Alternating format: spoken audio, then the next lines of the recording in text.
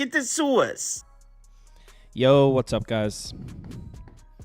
We still got a few minutes. Got about 8 minutes till we're starting.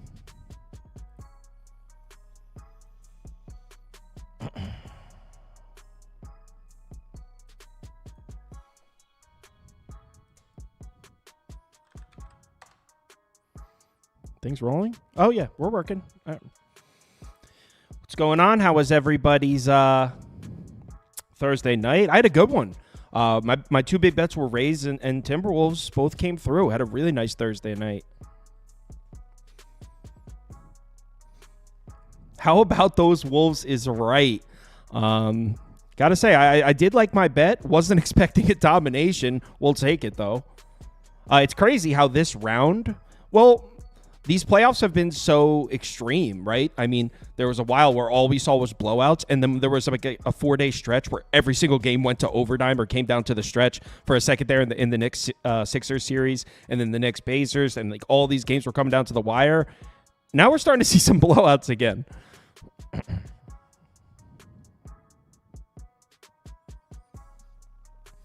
Nah, I mean, those guys are. It's just a reaction video. It's nothing. No worries. Personally, no. To be honest, I've never followed the WNBA before. This is my first year, and first year, I guess, following it to an extent. I mean, I'm really just listening to these guys. I haven't placed a bet yet myself. So I mean, maybe if I'll just be like a listener this year, and then maybe next year, a little bit. But to be honest, this time of year, it's the playoff for NBA, and then second on my priority list is baseball. I love baseball, so. Trying to do 3 sports just feels like a lot. I think I could just stick with the host as far as WNBA goes.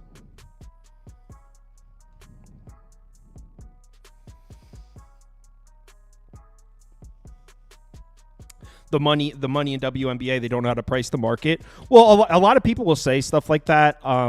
You'll hear it a lot during college football and college basketball too. The markets that are getting less attention, like obviously the Alabama-Florida game, they're going to be taking crazy action. That line's going to be super sharp. When you look at a game from the American Conference or maybe some of those FCS games, actually there's some content creators out there that turn nice profits betting the FCS games. So there might be some truth to what you're saying. Personally, as far as my interest, I also like the games that I want to watch too. So even though there may be less value in those markets at times, I personally just have more fun betting and getting into those. So I get what you're saying, though.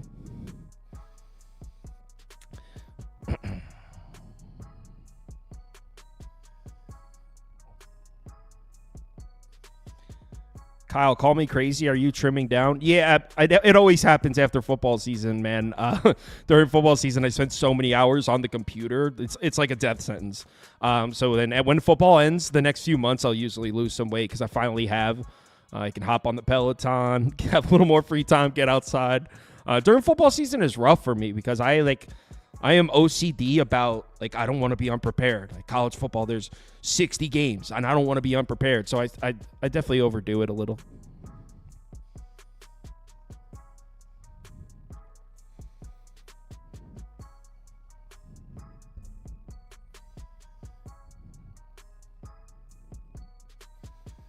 Yeah, to be honest, I didn't even bet that Reds game. Toast gave out Reds money line, and I liked it. Then I switched my bet to the over. Both of those would have hit. I didn't bet either of them. Leaving money on the table, man. You know what? I can't complain, though. Last night was really good for me, so I can't complain. Yeah, a bunch of Guy Boston Sports. What's up, Ev? Yeah, a bunch of comments came in on that Reds bet. A lot of people tailed Toast on that one. What was it? Plus 260, plus 265 or something? It's a nice hit. I didn't take the Cubs. What? Someone in the Discord say, Kyle, are you betting this game? I said no. And they said, what would you bet if you were? And I said, I guess I'd go Cubs first 5. I didn't take the Cubs. What's my favorite vegetable? I don't know. Broccoli, I guess. It's a strange one.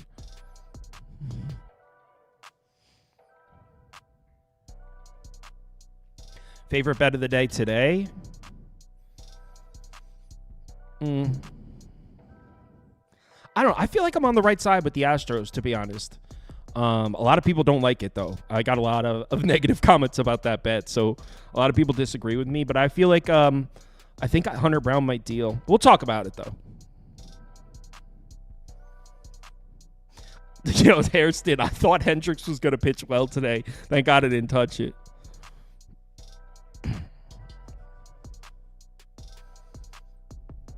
Would you consider doing boxing videos? I mean, I'm a big boxing fan, but that's what I am when it comes to boxing. It's just a fan because I'm not really sure how to go about finding value in betting boxing. I love to bet it. I bet Ryan Garcia and hit on that last one, but I mean, it feels a lot like guessing, which is cool, but like I don't really know what I would say. Like, okay, say there's the Tyson Fury fight. I believe that's this weekend. If I was going to like, all right, I'm going to do a video and break down that fight, I don't know where I would even start as far as trying to find betting value. It would just be like me reading off their stats, So I don't really know how to go about handicapping the sport.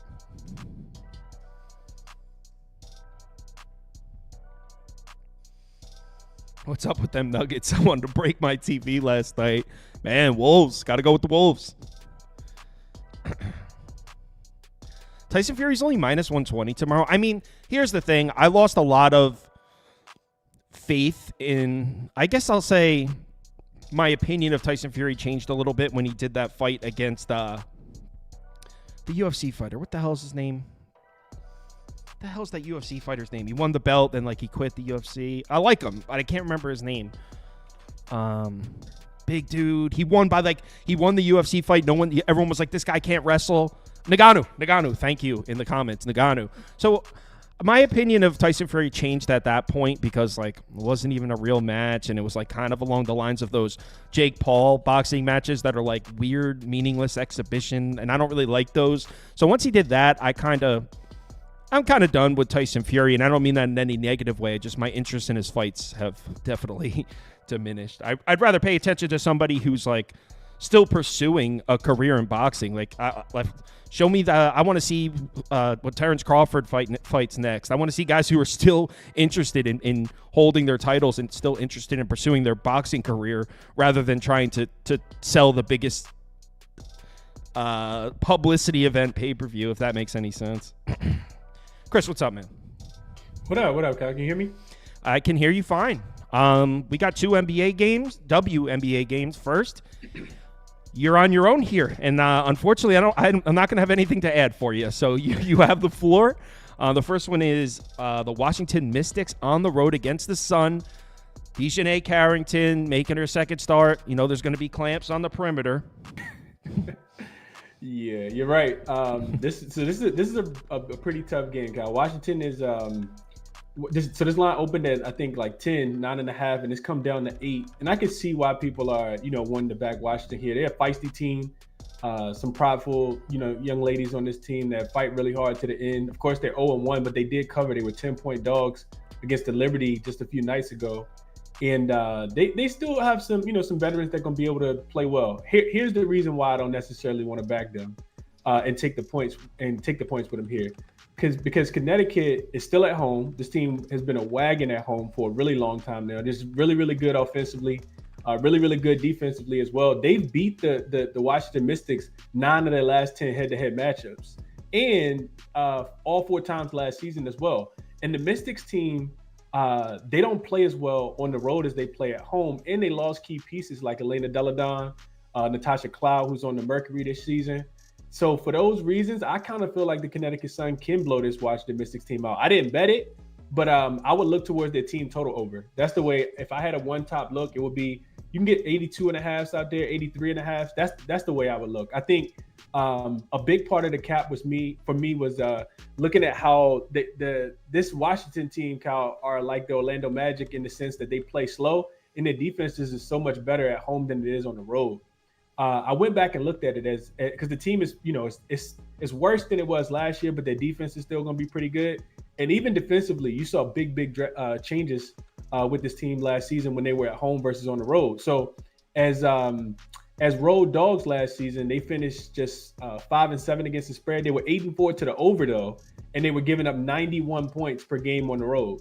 But as a home dog, they were only giving up 77 points. So you see a 14-point swing there, which is why I kind of like this. Whether the spread, cashes or not, I think the Sun do score 84 points tonight. I just think so. In those 11 times that they were road dogs last season, 9 of their opponents went over their team total. They only held 2 teams under. And we already talked about Connecticut being a really strong defensive team that leads to offense. They can shoot the 3-point ball as well. They have one of the deeper benches as well.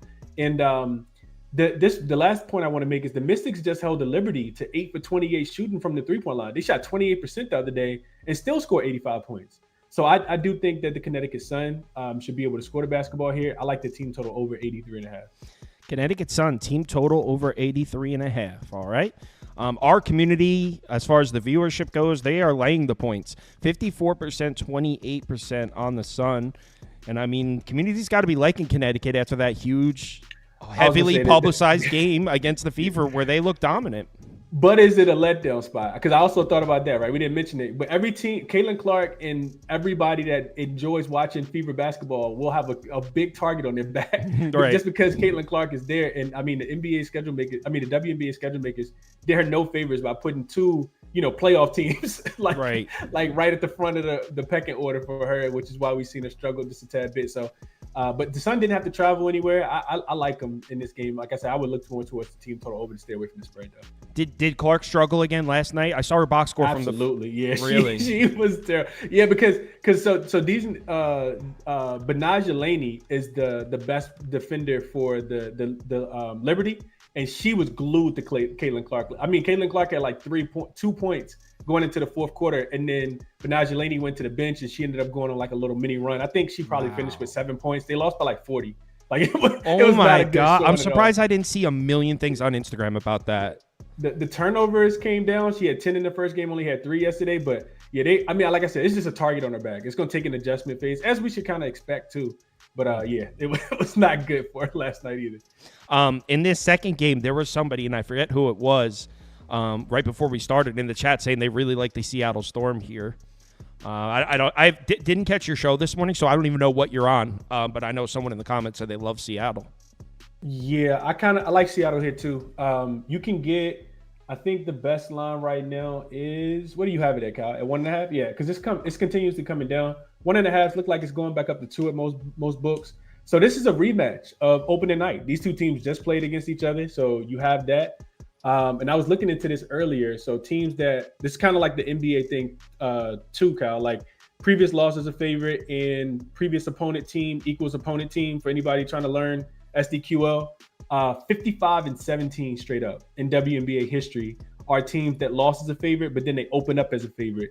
So that's 76.4%. Says to take the money line with Seattle. Seattle is a team that has Nneka Ogwumike this season. Skylar Diggins Smith, who both of those had really, really bad games. And Jewel Lloyd, she's the gold mamba. Like she is like Kyrie Irving / Kobe Bryant out there. And she shot terrible. I think just 3 for 13 from the field. Only had 10 points. She did grab 10 rebounds. But the last time she shot less than 40% from the field, less than 30% from the field, Kyle, she had 41 points last season. So you expect her to bounce back and regress offensively a lot. I actually like the money line here for Seattle. If you're scared of the spread, but I also like their team total to go over. They scored just 70 points. I think they had like 26 in the second half. I think they scored 16 in the third, like 10 in the fourth. And you just expect them to regress a little bit offensively here. I know that you're betting on them to bounce back without actually seeing it. But something tells me they're going to play a little bit better offensively here. So this total has shot up, I think maybe 5 points since it opened. I think it opened to like 163, 162. And now it's up to like 167. Yeah. And I like that as well because the first game did go over, but you expect the offensive regression here from Jewel Lloyd, from Skylar Smith-Diggins, and you just expect them to play better. So super strong trends and, just the books, putting them as a short favorite here. I think the money line and the team total should be both good looks here. And the team total, I estimated based on the total, I'm guessing you can get that at 84.5. I want to say it was, let me just double check it. It's 83.5 minus 115 on DraftKings right now. Yeah, 83.5. It looked like it's a consensus everywhere. Yeah. Okay, so Seattle. And I actually added this to my list. These two teams just opened up, and if I'm not mistaken, Seattle was heavy favorites, lost outright. Mm-hmm. Yeah, I obviously don't know shit about the Seattle Storm or the Minnesota Lynx, but I might bet this. Sounds good to me. I don't know much, but all right. So let's move on to some NBA, and we got Josh joined. Oh, by the way, the community for that one all over the Storm, 62%, 22%. Should be a nice bounce back spot for sure. All right, is Josh with us? No, Josh isn't with us yet, so we got a few minutes. All right. We can get the poll going. Second round starting to turn around for me, NBA-wise. I got rocked in the first round, but I'm starting to string together some wins. The first round started bad, but then the first round finished good for me. The second round, Kyle, I've been trash. Like really? I own it. Yeah, I've been, like gotta own it. I got murdered last night. Like, man, the Denver Nuggets. I saw it in the first quarter when they just kept shooting 3 after 3 and they couldn't make one. And I was just like, yep. They're looking for Game 7. Man.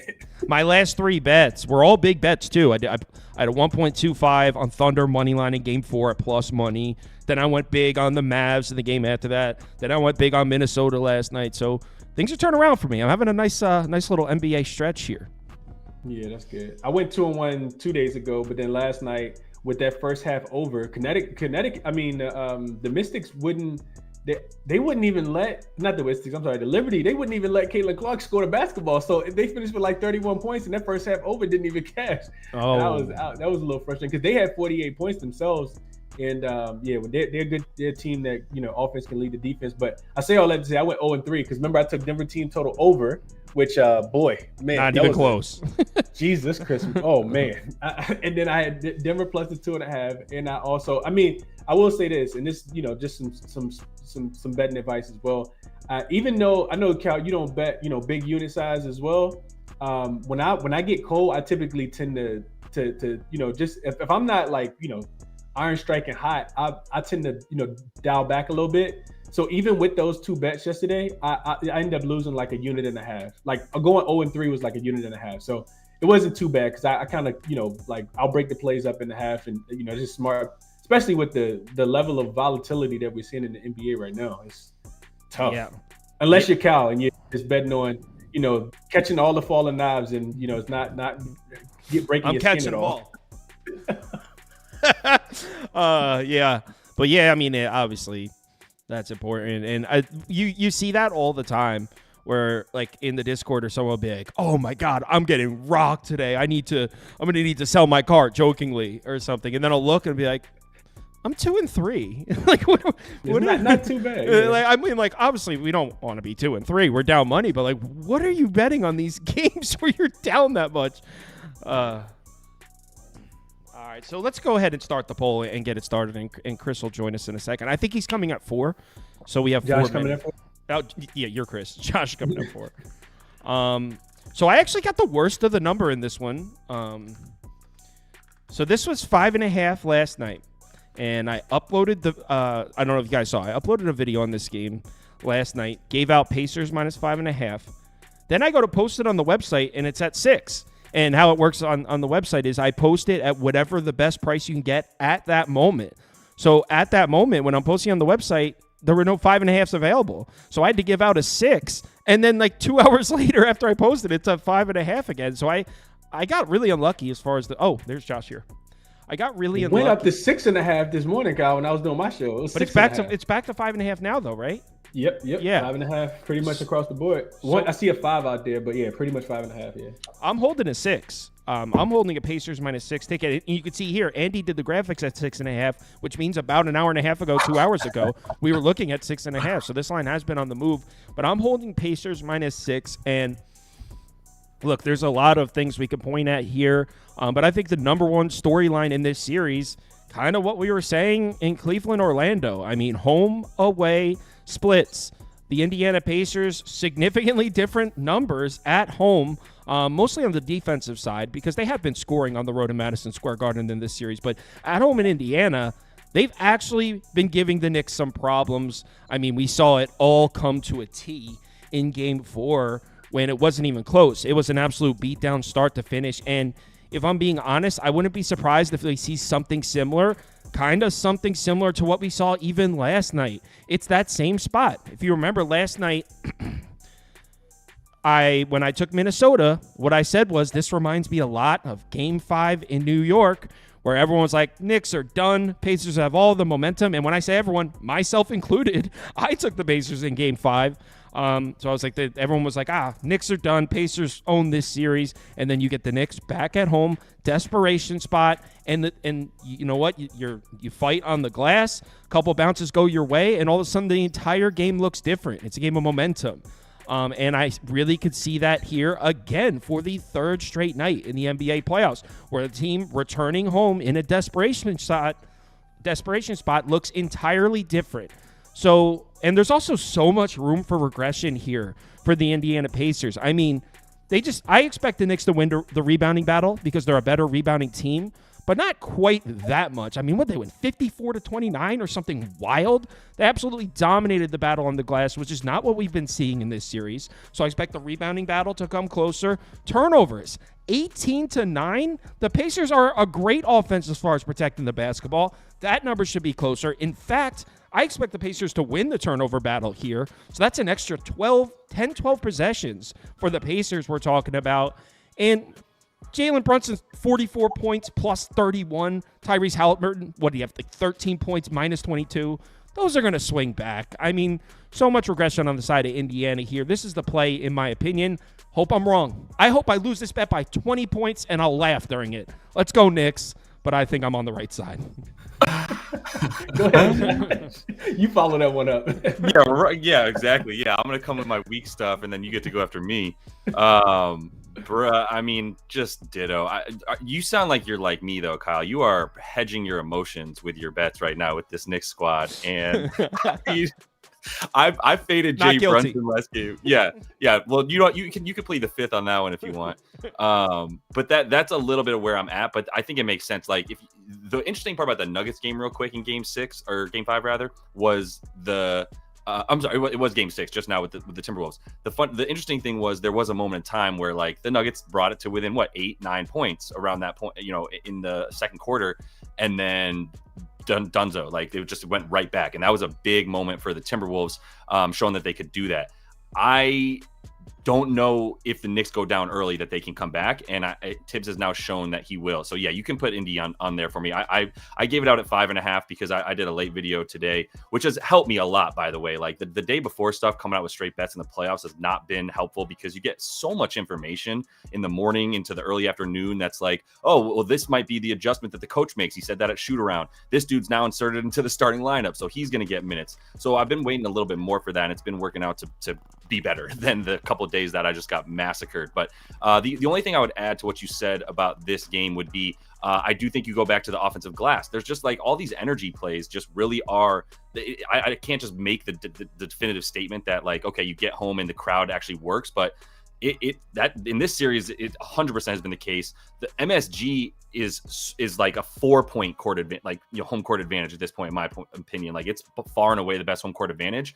And Indy's, not the same necessarily, in my opinion, but there's such a difference because of how electric MSG is against the Pacers. When they come home, any amount of rooting for them is like big time. Let's go get it. And there's just guys that are just too dependent on that, like an Obi Toppin, really the bench, TJ McConnell. These dudes come in and bring so much energy, but if you don't have the crowd behind you, then that kind of gets sucked out. So the bench play has been a big advantage for them. The fourth quarter at home offensive rebounding, I mean, it sounds so specific, but 2 fourth quarters in a row, they just dominate the Knicks on the offensive glass and take their game away from them. So yeah, I got to go with that. Maybe you get a few less Nesmith fouls because of the whistle that was so apparent in Game 5 there, where Jay Brunson went back to the line and went back to his game. Instead of even shooting threes, he just went right back to get into the free throw line. So I can't imagine this game doesn't go to Game 7 as well. I'm with you on that, and yeah, unfortunately, I would love to be wrong. Let's put it that way. I hope I'm wrong.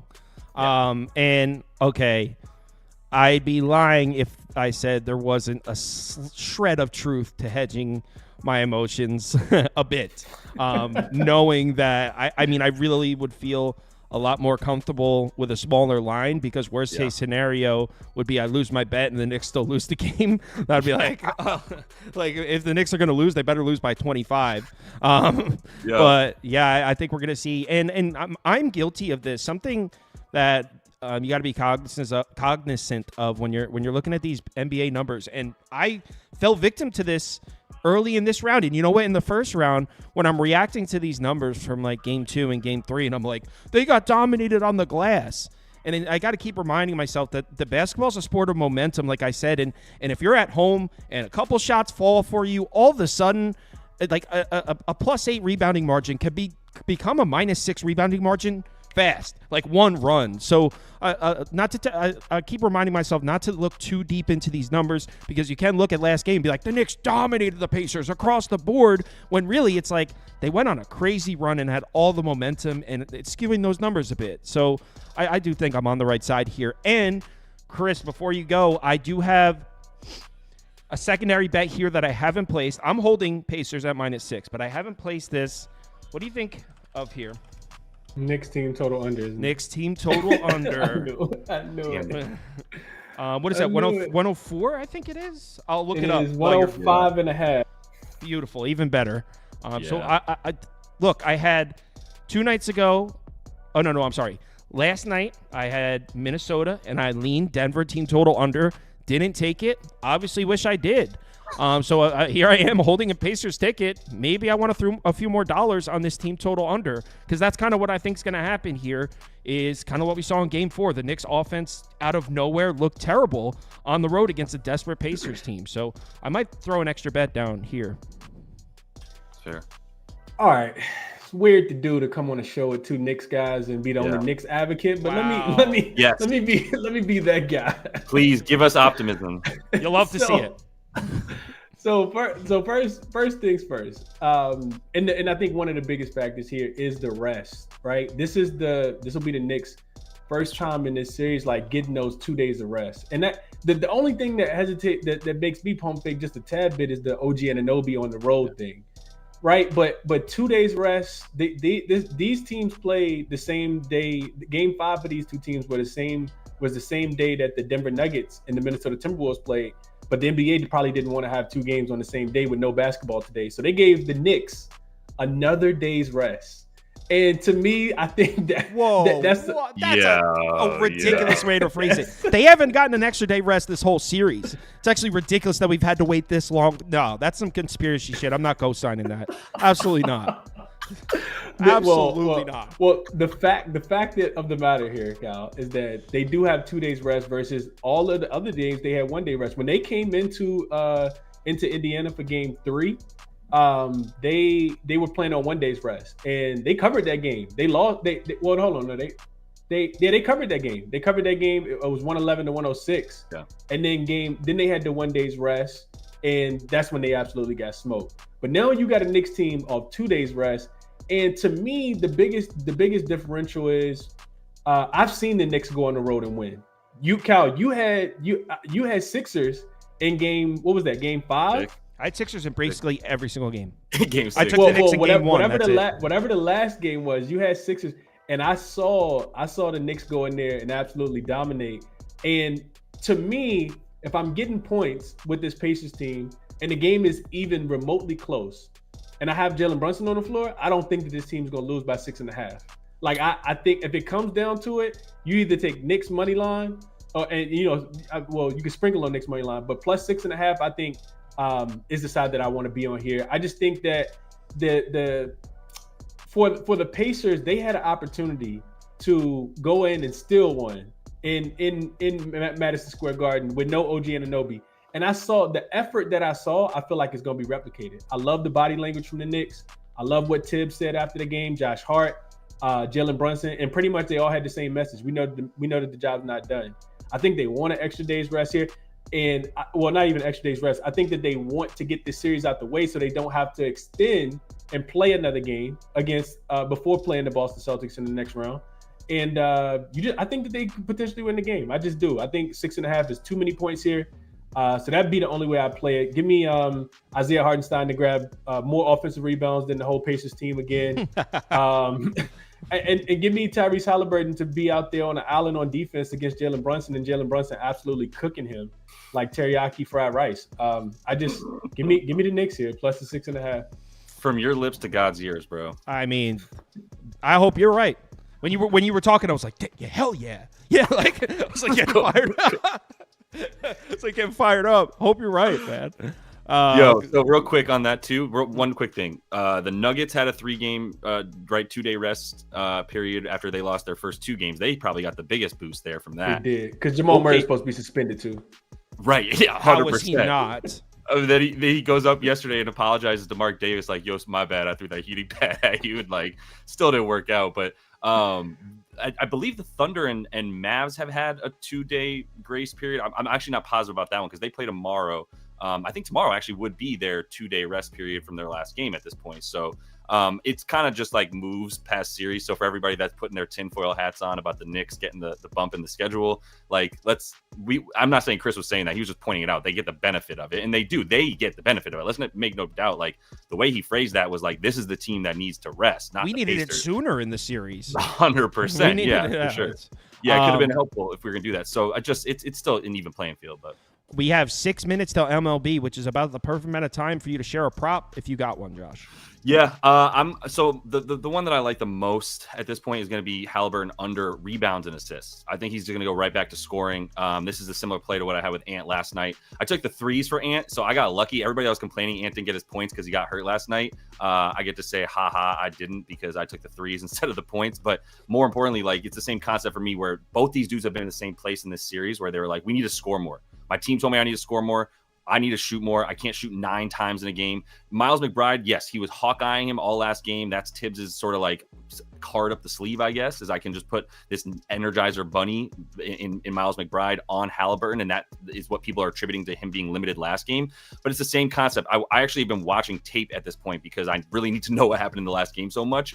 And there's things Halliburton could have done, and he didn't do them. And there's going to be adjustments made. And that's what a point I think we've all made at this point in the playoffs is like, this is not like take the large sample size of stuff that happened in the regular season and then bring it over to the playoffs. It's different. You can't just be like, well, now he gets more minutes, so he'll get more of this and that. It's like, no, what is the adjustment that will be made? And I could identify 3 things where Halliburton could be way more aggressive in giving up the ball and then coming back and getting it off of these double teams. You could use him in pick and roll action as the screener. There's a ton of stuff they could have done, which Minnesota did with Ant last night. It worked out. So he's going to be focusing on the points. And as a result, the rebounds, the assists, they've dwindled. What's since that number at, by the way? The rebounds and assists is 13.5. 13. Yeah, the points, I think you can still get 20.5, but there might be a 21.5. I love taking my game theory like this and just putting a little bit on like a same game parlay of like Halliburton under assists combined with Halliburton over points, that kind of stuff, and you can get some good plus money there. Points at 19.5 too, Josh. Nice. Over on FanDuel -115. Okay, I like it. There was somebody in the chat saying they really like Halliburton's over. I think they said Halliburton's over points is their top bet, which kind of coincides with what you were saying. Exactly. Yep. All right. Take Jalen Brunson over too. I think he said at 40, but he might have that at halftime. What do you, real quick, 40, because we both we're both scared of this blowout, Kyle. Like, do you think over on the Pacers team points is a good play, or you just prefer the Knicks? Yeah, well, that's why I want to bet the under because I feel like everyone's leaning over in every single game. So just the contrarian in me wants to bet the under, but I'm terrified of a Pacers blowout, and I'm terrified of. Not that the Knicks would give up, but it's like, hey, we're out of this game. We're gassed. There's only 6 of us. So that's why I would go Knicks team total under rather than the game total under to protect yourself from the Pacers blowout. Makes sense.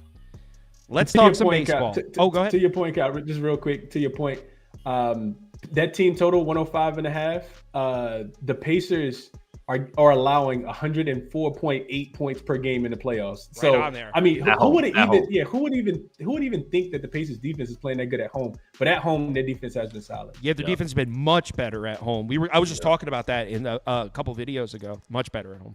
Yeah. All right. Best of luck, fellas. All right, best of luck, y'all. Finesse, what's going on, my boy? I see you down there. There he is. Yeah, everyone's here. Cool. All right, guys, we'll talk soon.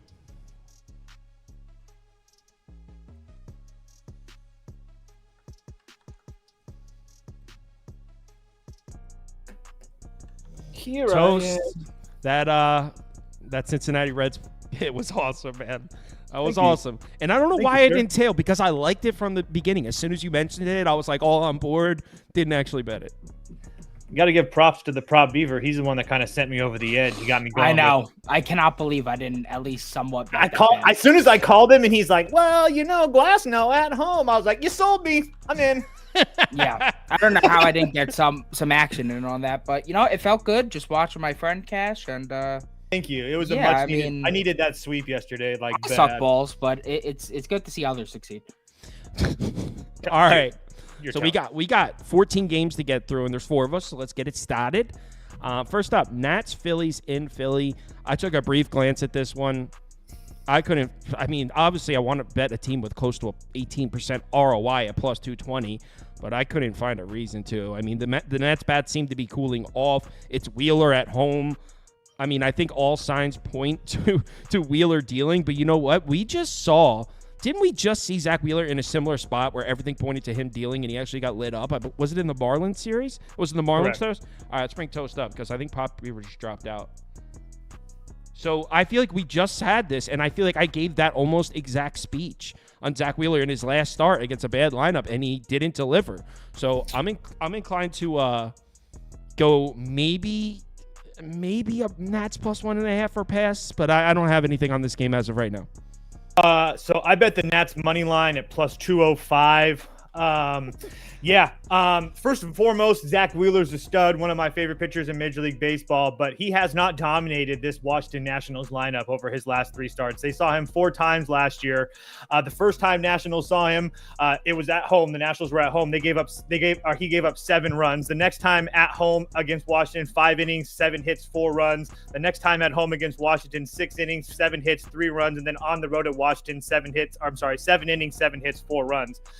Again, it's just not dominating numbers that you have against Zach Wheeler. And I just feel like this is a get-up spot for the Nationals to play the Phillies. Keep in mind, the Phillies just played Toronto, Miami, and the Mets.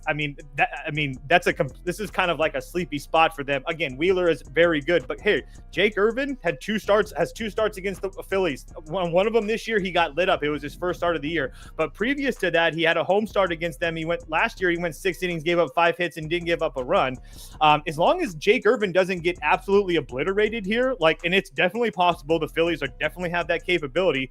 I think that we're live going into the later innings because the Philadelphia bullpen, although that I'm sure are all not Hoffman, no Hoffman.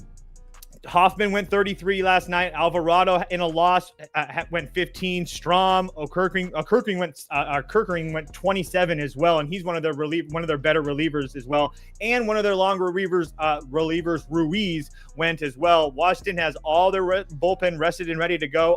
I just feel like at plus 205 with a team that's continued to pay me out over and over and over again this season, I had to take my chance. So Washington on the money line. Taking a shot. Prop Beaver? It's Washington or pass. I will fade Wheeler against the Nats at some point this season, but that's going to come at Washington. I don't really feel as strong about it at Philly. I don't know if it's worth wasting the dart, in my opinion. I do definitely feel the Phil's offense is slowing down against righties. I mean, you can't kill righties to that, I guess, level and do that forever. The last 2 games they faced a righty, Buto and Bassett, they just were held to 4 combined hits in those games. But they still showed plenty of capability of scoring runs late in that game. I know the Phillies bullpen did pretty much go all yesterday, but they had 2 full days off before that. They've been picking up steam lately. So, it's Washington or pass, but definitely don't feel all that great about it. There's a lot of people in the poll here that were betting Washington. It's pretty much split, which is crazy for a my Nats army. You got a Nats army now? He's got a Nats army. FTB, first of all, what's up, man? Haven't talked to you since last week. Everything going well? Yeah, I'm good. What's up, gentlemen? Toast, Beaver, so appreciate y'all having me again. Shout out to everybody in the chat. It's a good game. I'm very interested in this game and the next one. I got a couple plays, so excuse me if I ramble, but we starting with a little SGP minus 120 on BetMGM. Bryce Harper hit, Philly plus a half run in the first 5, and Nats under 6.5 team total.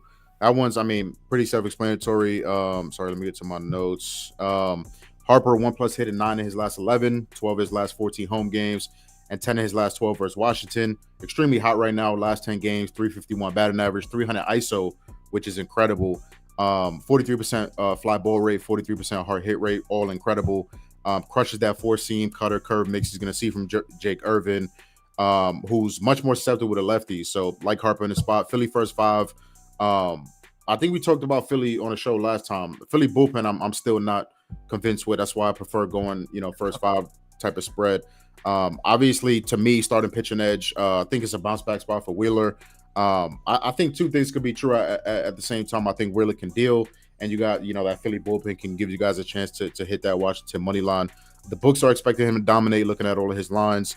Washington has been, fairly good versus right-handed pitching last few weeks, but they've kind of fell off as well. Bottom 10 in batting average, K percentage, OPS, and WRC plus versus righties the last week or so.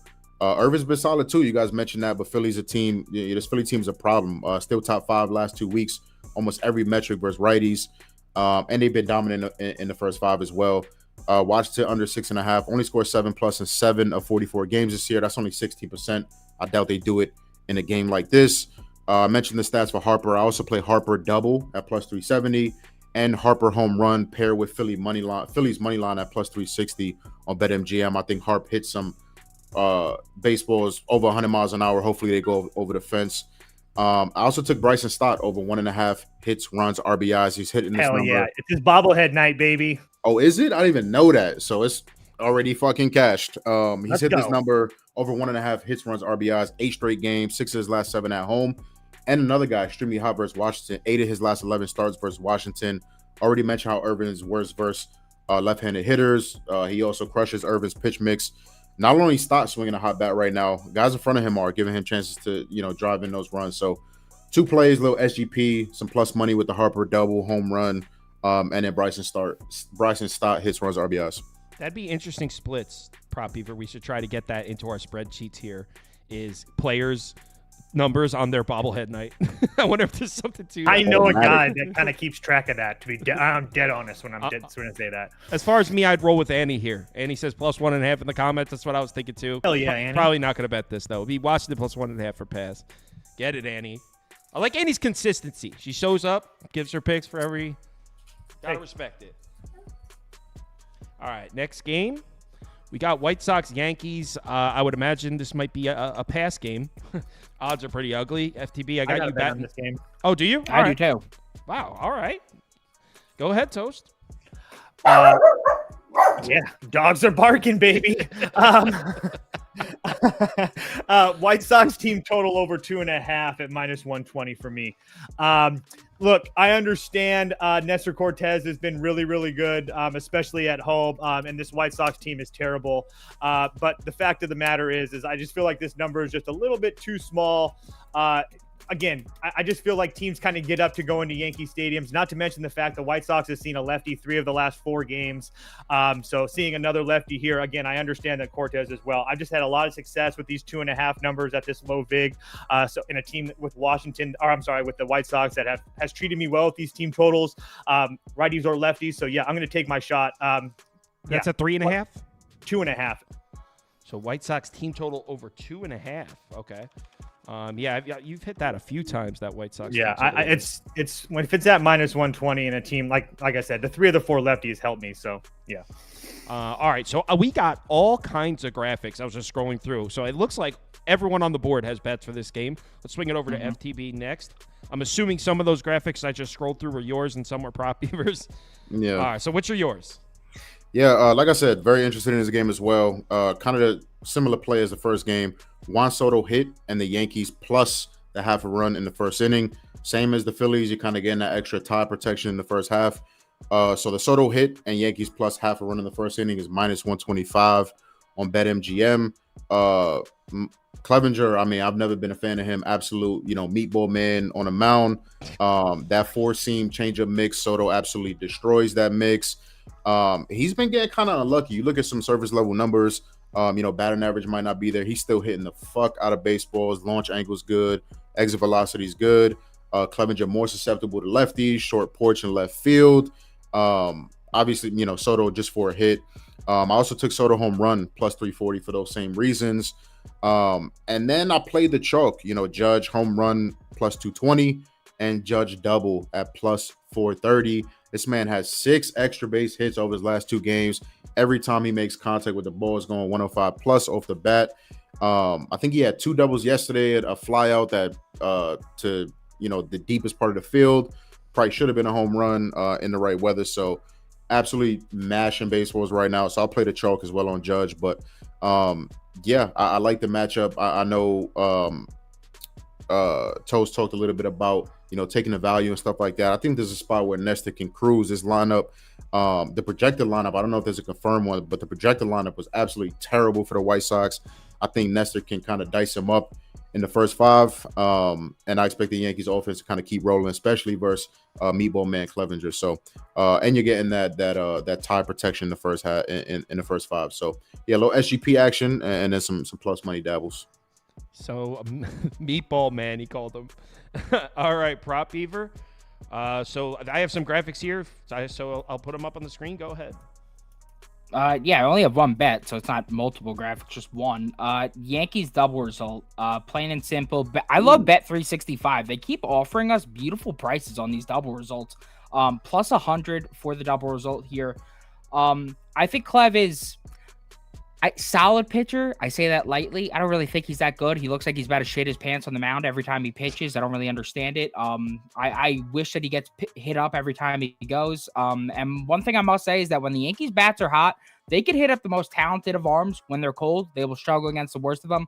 Well, guess what? They're hot right now. They just knocked around 3 straight talented arms in Paddock, Lopez, and Joe Ryan. The 3 combined for a gross 6.48 ERA, 1.6 home run per 9, 1.86 whip. They now head back to Yankee Stadium, where the 11 righties to face them thus far have combined for a 6.43 ERA, 2.1 home run per 9, and a 1.48 whip. 9 of 11 opposing right-handed pitchers recorded a loss, and the Yankees double result won in all 9 of those recorded losses. So I don't mind Cortez to record a win as well if your book is pricing you out on the double result. On the other side, we got Nasty Nestor, and this dude has been unreal at home thus far. 1.59 ERA, 182 WOBA, 26.7 K to BB percentage, and a 0.60 whip. That is disgusting. He now faces a Sox lineup that is 30th in WRC+, 29th in ISO, and 30th in OBP against lefties this season. Cortez has had a ton of success against the Sox, recording a win in all 4 appearances against them with a 2.63 ERA, 0.96 whip, and a 1.12 home run per 9.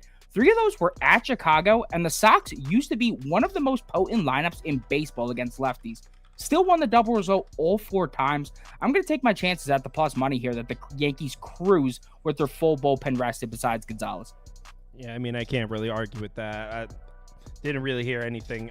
I guess I'll just go Yankees -1. I only have 3 MLB bets open right now. I'm searching for more. I'm listening to you guys intently. Didn't hear anything that grabbed me in this one. So I got one more if you don't mind. Yeah, go ahead. So kind of combining the first 2 games, I've been really enjoying this market. Jake Irvin and Mike Clevenger, each to allow the first earned run, is plus 194 on DraftKings. We talked about both pitchers already. I really like that value, so I just wanted to get that out as well. Yeah, it looks like I have a graphic for that too. I thought I saw it. There it is. So you're saying each of these guys to give up the first earned run in their respective games? Yep, has to be an earned run, yeah, but yeah. Got it. Cool. Plus 194. Okay. All right. So our poll, as you would imagine, all over the Yankees there. 68% Yankees, 12% over, and then 11% White Sox. So not many people taking the Sox in this one, and probably with good reason. Next up, Toast. We're talking Mariners baseball. It is a night game. Thank God for the Mariners. Maybe the bats can get going. This was supposed to be Cole Irvin, right? It was, yeah. It's John Means now. I don't know if that changes my opinion on anything. They keep flashing these really advertising prices at us with Baltimore. Like, this is a pretty short price for the Orioles at home. I'm not a Bryce Miller guy though. You like Bryce Miller, so I do. So if you like Bryce Miller, that means you might even think that Seattle has the starting pitching edge here. Between him and Means, I think it's more of a coin flip. Yeah, I do. Seattle first 5 plus 120. Seattle money line plus 116, a half unit on each. I trust this Seattle team, especially when Bryce Miller pitches. I understand he pitched twice against this Baltimore team last year, essentially 10 innings, gave up 4 runs on 11 hits. I think that he's a much better pitcher than he was last year. He had one bad start on the road at Houston this year, and besides that, he's been pretty damn solid for them, facing teams like Houston, Atlanta, Texas, Cincinnati, the Cubs, Milwaukee, including a 7 innings gem in Milwaukee on the road at Milwaukee. So is Baltimore scary to fade at home? Absolutely. I mean, I just had Toronto the other day, and they were winning until Adley Rutschman walked it off. So is it scary? Yes, but I do feel like we have a starting pitching advantage. I'll give Baltimore the bats, but I still think that Seattle has Seattle has the bullpen edge as well. So both bullpens are rested and ready to go. But yeah, I'm taking my chances of Seattle first 5 in full game. I don't hate it. The Seattle bats against lefties, I wasn't really enthralled with. But if you look at the last two they faced, that was my last thing, Beaver. Sorry, Seattle 8-3 this year against lefty starters. I'm done. Wait, okay. 8-3 against lefty starters. I would like to see maybe the quality of said lefty starters. Are they seeing decent lefty arms? I can name them. I have them right in front of me. Let me hear 'em. Logan Allen, DL Hall, Yusei Kikuchi, Jordan Wicks, Goda Imanaga, Andrew Abbott, Andrew Heaney, Max Fried, Chris Sale, Framber Valdez, Alex Wood. I'd say 3 legitimate 8 scrubs by my count. Am I off there? Kikuchi, Sale. Did they get to Kikuchi or Sale? Did not get to Kikuchi, did not get to Sale. Did get to Valdez. Ooh. All right, what are you doing here? One of you guys has a... I'm fading Miller. I'm fading Miller in case. I think he's way overvalued in that department. He's over in 6 of 8 starts thus far. He's averaging 6.4 Ks. He's coming off a 9K performance. So why did they open this line all the way down at 4.5? Well, Miller's faced 6 teams in the bottom half of the league in K percentage against righties through the first 6, 5-1 to the over in those games, averaging 7.2. Congratulations. His 2 games, he faced top 10 teams in K percentage through the first 6 against righties, the Rangers and the Houston Astros. He managed just 5 and 3 Ks, averaging 4. It's also worth mentioning that the majority of Miller's starts have come at home thus far. Going back to last year, 8-6 to the under on the road, 12-7 to the over at home. His worst spot has been road night starts against lefties, just a 19.2 K percentage and a 5.2 xFIP. Very weak. O starts 6 lefties daily. They have 6 in the lineup tonight. Also going to face an O's lineup that's 8th in K percentage against righties through the first 6 this season. They have been especially disciplined in this homestand versus righties with the quadruplet of Berrios, Gallen, Nelson, and Fott combining for just 11 Ks through 24 innings, an absurd 11.6 K percentage. Against Miller's pitch mix from the last 12 righties they faced since April 21st, the O's are second in whiff rate at 17.5%. Who is first? The Houston Astros, who Bryce Miller just had 3 Ks against. The main concern with backing the Orioles from a K under perspective this season has been their high chase percentage, 3rd highest in the MLB, but Bryce Miller's 18th percentile in chase percentage. So if he's not creating those chases and he's not creating those whiffs, I don't really understand how he's going to rack up the Ks, especially considering that, I don't know how to pronounce this guy's name, Tyknor is behind the plate. He's an umpire, and he's extremely hitter-friendly. He had 4 and 2 Ks in their last 2 matchups last season. He only has a 10.7 K percentage against the projected lineup tonight. I'm going to take my chances here at the plus money. If you want to play the 5.5 at the minus 160, go right ahead. But I'm going to save the 90 cents because if you look at Miller on the road through his brief career thus far, it's all or nothing. He's either getting you 7 Ks or he's getting you 2 Ks. So I'm taking my chances at that plus 130. That sounded pretty sharp, if you ask me. That's what we call being sharp. I like the sound of that. I mean, he'll probably strike out 11, but I like the sound of it. Oh yeah. He'll strike out the side, the first 2 fucking frames. So FTB, I didn't see a graphic for you. Did you pass on this one? Yeah, pass. I was looking at Bryce because one of the people I respect the most with this baseball shit is on his over just because of the lineup that Baltimore dropped. So coincidentally, that was the only thing I was looking at. But yeah, amazing write up. One thing Beaver does is his fucking homework. So I'm on a fence. I'm gonna stay away from that one. But yeah, no officials for this game. So they kind of made me Toast. I like what Toast said a little bit, But I don't see why we wouldn't go here, because we've seen Baltimore struggle with righty starters for the past month. I mean, they've been struggling with righty starters. Okay, you want to tell me Bryce Miller should pitch well here? Okay, but I mean, I don't trust the Seattle bats at all. Means at home, this number's up at 8.5. Both bullpens are rested, as Toast mentioned. So I think instead of going Seattle money line, I would rather go here. And I'm actually going to add this to my list. I might play this. Seattle, Baltimore under 8.5. I like that. I like it a lot. All right, let's go to the next one. Rays, Blue Jays. FTB, I put you in the leadoff spot here. Did you have a graphic? You know what? I think it's because no one has a pick for this one, so I just threw you in there to see if we wanted to talk about it. I found one. Oh, did you? Okay. Well, FTB, you have the floor. Yeah, so I like two things in this game. So Brandon Lowe hits, runs, RBIs. That's the first one at -125 on DraftKings. Yo, FTB, real quick, sorry, just don't want to cut you off. Do you mean Josh Lowe? Because our graphics guy. Yeah, did I say Brandon? Yeah, because Brandon's still on the IL, I believe. yeah, Josh. Okay, yeah, all right. Josh. It was hurt for most of the year. Came back and he is swinging one of the hottest bats in the league, let alone on the team. Faced a good matchup against Chris Bassett, who's much more susceptible to lefties. Same kind of deal, right? You guys, everybody in the chat probably sick of hearing my fucking write-ups and shit. Same process for every single hitter, right? Crushes the pitch mix. Exit velocity is amazing. Fly ball rate's amazing. On the right side of his splits in terms of being at home and night. Think it's a good matchup versus Bassett. And I think it's a good matchup for guys like Rosarena, guys like Paredes, who are batting behind Josh Lowe. So hopefully Yandy can do some work at the top. Josh Lowe, I expect him to have a day offensively, and then some guys can either drive him in or Josh gets it done himself. So yeah, I like hits. I mean, yeah, Josh hits, runs, RBIs, and then I have a little two-leg parlay that I like, which includes a game we already talked about. So Mike Clevenger under 5.5 Ks paired with Vlad Jr. 1+ hit. That's -130 on Bet Rivers. If you don't like the juice, don't play it. I think these guys talked about the Yankees a little bit.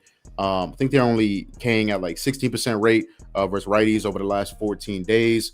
Very low chase percentage. When they are chasing, they're making league high contact on those chases. So just a very tough matchup. That's an alt line. Very tough matchup for Clevenger, guys that's not going to pitch deep in the games. And then Vlad, another very good matchup in my opinion versus Alexander. He's crushing left-handed pitching, absolutely crushing the pitch mix he's going to see. Therefore, I also play Vlad Jr. home run +430 on Bet Rivers. So a little two-leg action there. Josh Lowe hits, runs, RBIs, and then a Vlad 500-foot nuke tonight. That's what I like. All right. Toast, you said you found something in this one.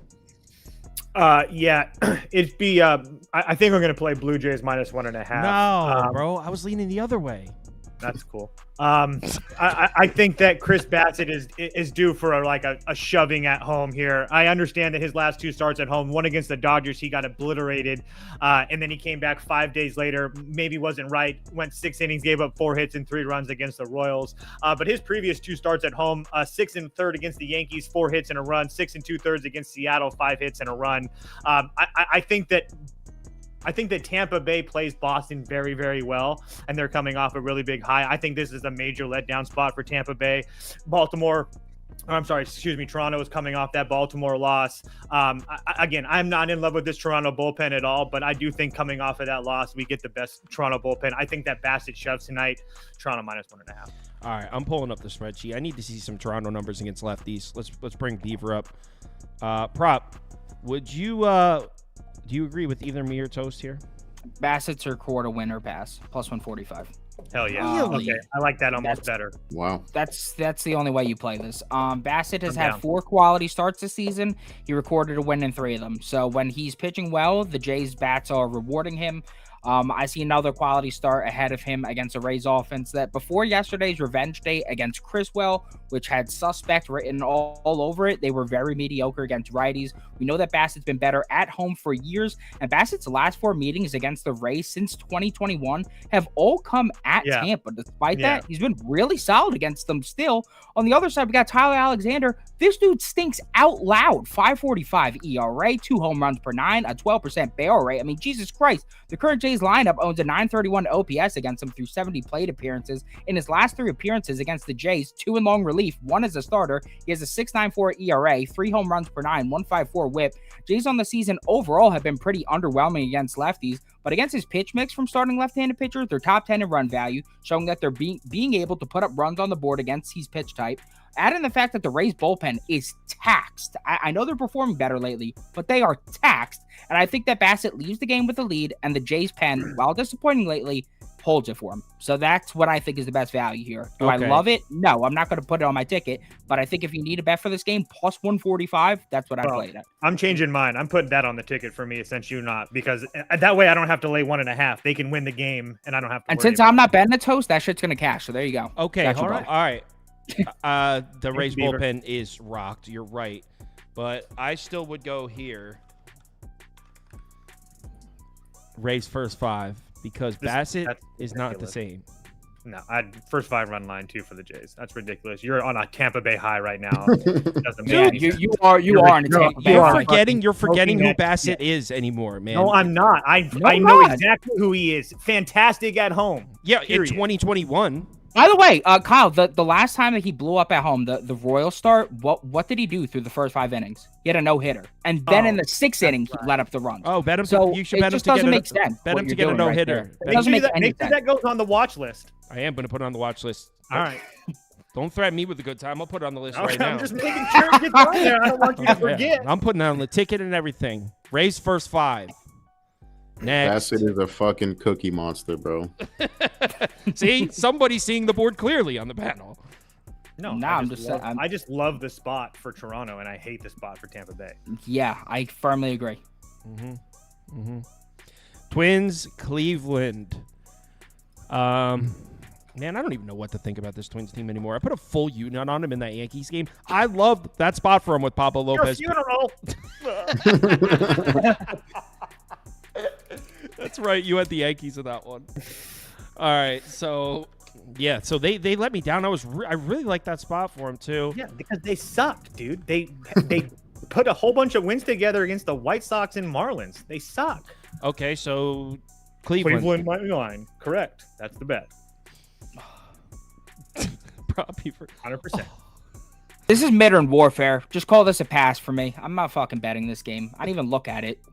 Oh, you guys Woods can bet Richardson Minnesota. fucking create a character head ass. All right, so you're taking Get Tristan outta here. McKenzie against Woods.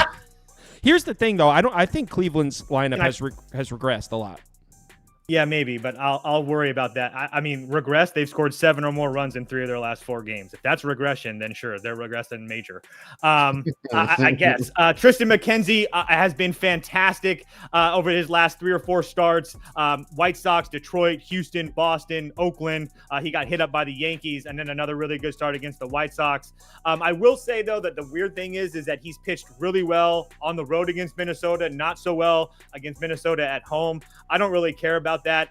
This Cleveland team just plays different at home. They're 12-6 at home. And like I said, I don't really think that this Twins team is good. I think this Simon Wood Richardson guy, like Beaver said, is a creative character. I don't trust him. I think the Cleveland bats can get to him. I think that it was crazy that Cleveland got shut out yesterday or Wednesday against Texas. They play so much better at home. So yeah, Cleveland money line for me. All right, prop Beaver, you said pass. FTB, you have anything for this one? Beaver, you have some? Now, all I was going to say is that if you look at the Guardians' recent game logs, right, 6 runs off of Jack Leiter, who should never touch the MLB field again, and then Michael Soroka, who allowed 5 runs. But then John Gray, 0 runs, Michael Lorenzen, 0 runs, Mike Clevenger, 1 run, Eric Fetty, 0 runs, Reese Olson, 2 runs. So it's like, I don't know. They're really not really doing much. I guess they killed the Texas bullpen that's struggling right now. I still agree with Toast that I guess it's Cleveland or pass because Simeon Woods Richardson is ass. The only way I'd lean here is a Woods Richardson under 3.5 Ks, but I would need to see the Cleveland lineup first because the last time I did that shit with Clevenger, they rolled out the sorriest lineup of all time, and it was so infuriating to watch. Yeah, I don't. Let's bring up FTV, see if he has anything. I don't like this game. Yeah, I thought there was going to be a very high possibility this was going to be a rain game, but apparently not. So I don't like capping those games, wasting my fucking time. So I don't have anything. Yep. What do you want to see in the lineup, Beaver? They dropped it. Well, Okay, so they have Fry in there. That's not great. They don't have Urias in there. That's good. They have Rocchio. I don't know. I'll look at it later. I'm not going to waste everybody's time. I probably not going to get to Windar on this dog shit game. All right, next up. Mullins and Prop Beaver, I completely agree with your opinion on this one. I'm on the same exact bet. Well, actually, you bet it 2 ways. I just took the first 5 under, but I'll give you the mic because we use the same notes for this one. Completely agree with you. Yeah, I bet the Marlins here, and I bet the Mets Marlins first 5 under 4. Oh, wait, I thought you bet the Marlins first 5 only. You bet them full game? I bet the full game, actually. And the reason I wind up doing that is because on the season, sure, the Mets pen is better, but the Mets pen this season plummets from 3rd in ERA, 7th in WOBA, and 9th in xFIP overall to 18th, 24th, and 20th in those same categories on the road. On top of that, they used pretty much everybody last night. And the same Mets pen has shown some major signs of vulnerability the last 4 days. On top of that, the Marlins now added AJ Puck back to the pen. Say what you want about AJ Puck as a starter. I think he's abysmal, but that dude was one of the best closers in baseball last season. And the fact that you got Tanner Scott, a fellow lefty, you got Puck and Tanner Scott, who are both lefties, and you got Foucher and Bender, who are all rolling right now. Those are 4 guys who have a lot of momentum right now, getting their acts together after a tough start to the season. And I feel like the Marlins actually have an edge in the later innings, too. So I think the Marlins have an edge in the full game here. We got Jesus Luzardo, a lefty. The Mets are 30th in OPS, WOBA, and WRC plus against lefties over the last 30 days.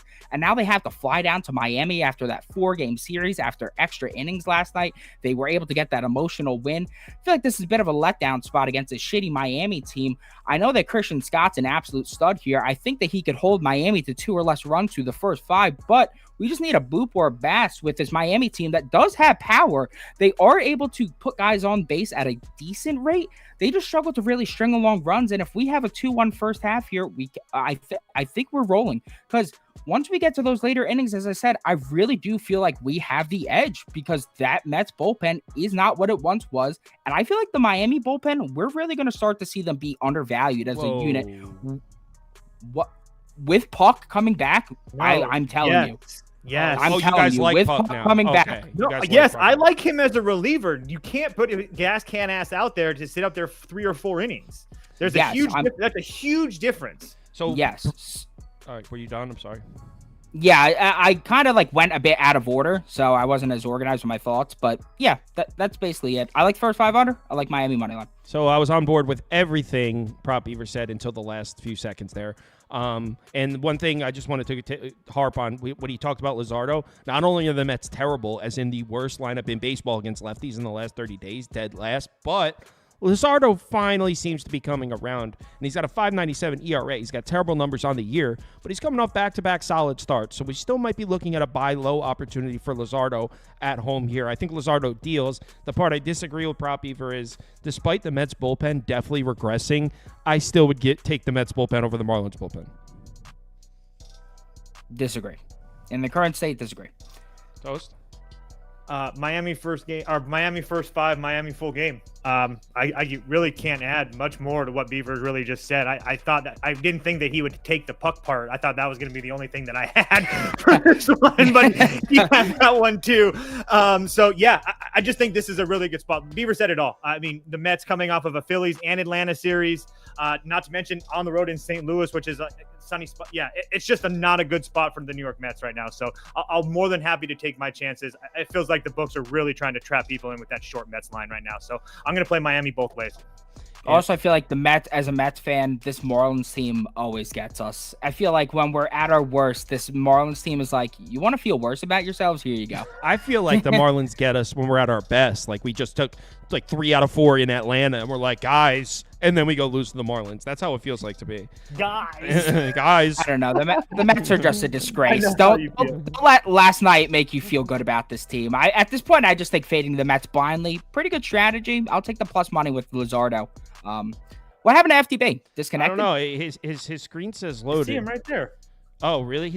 My bad. FTB, if you can hear me, quit out and come back into the stream. For some reason, I see you in the stream, but it's blank. I don't have a feed from you. So just quit out and come back in, and it should be fun. All right, let's move on to the next game, though. Padres Braves. I don't think FTB had a graphic for that game anyway, so I think it was a pass for him anyway. Okay.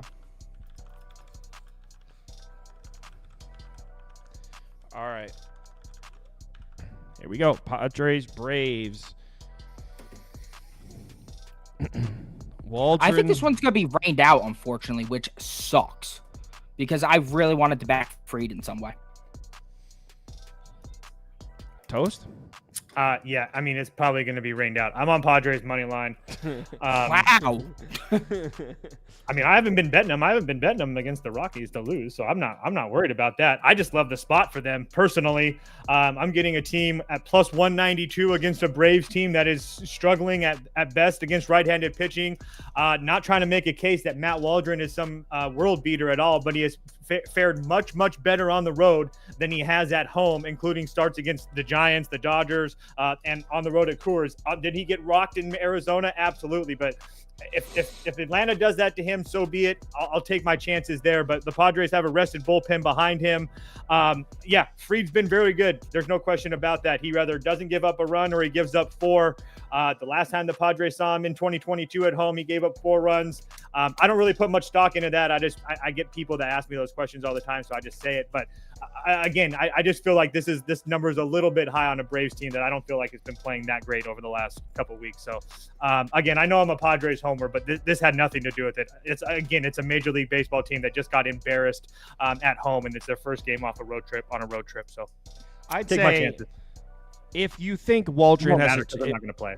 Yeah, if you think Waldron has a chance to pitch well, then I would go here because the Padres just haven't been seeing lefties. So I was in the same boat as you. Yeah, I was leaning under the same way. Yeah, because I mean there is some improvement from the Braves against like righties. Like you saw them get 10 guys on base against Tyone, 8 guys on base against Scott, 8 guys on base against Pivetta.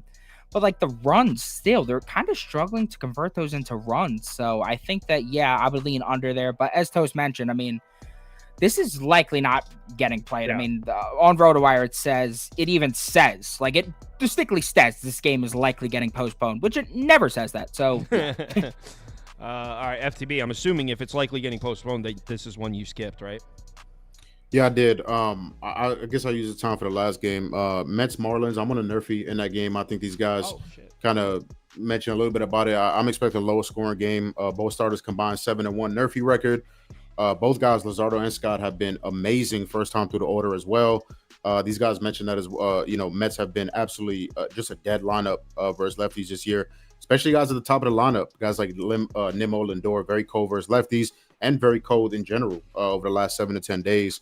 3 of the first 5 guys in the Miami order are batting under 200 last 8 games, low game total, expecting a slow start offensively. One of these guys mentioned the travel for the Mets down to South Beach. That can be tough, be distracting for these guys. So yeah, I'm expecting a slow start offensively. You guys are on the under for the first 5. I think this kind of correlates with that. Minus 125 on Caesars. So a Nerfy, and you passed on the Padres rain out game. Yep. Right. Yep.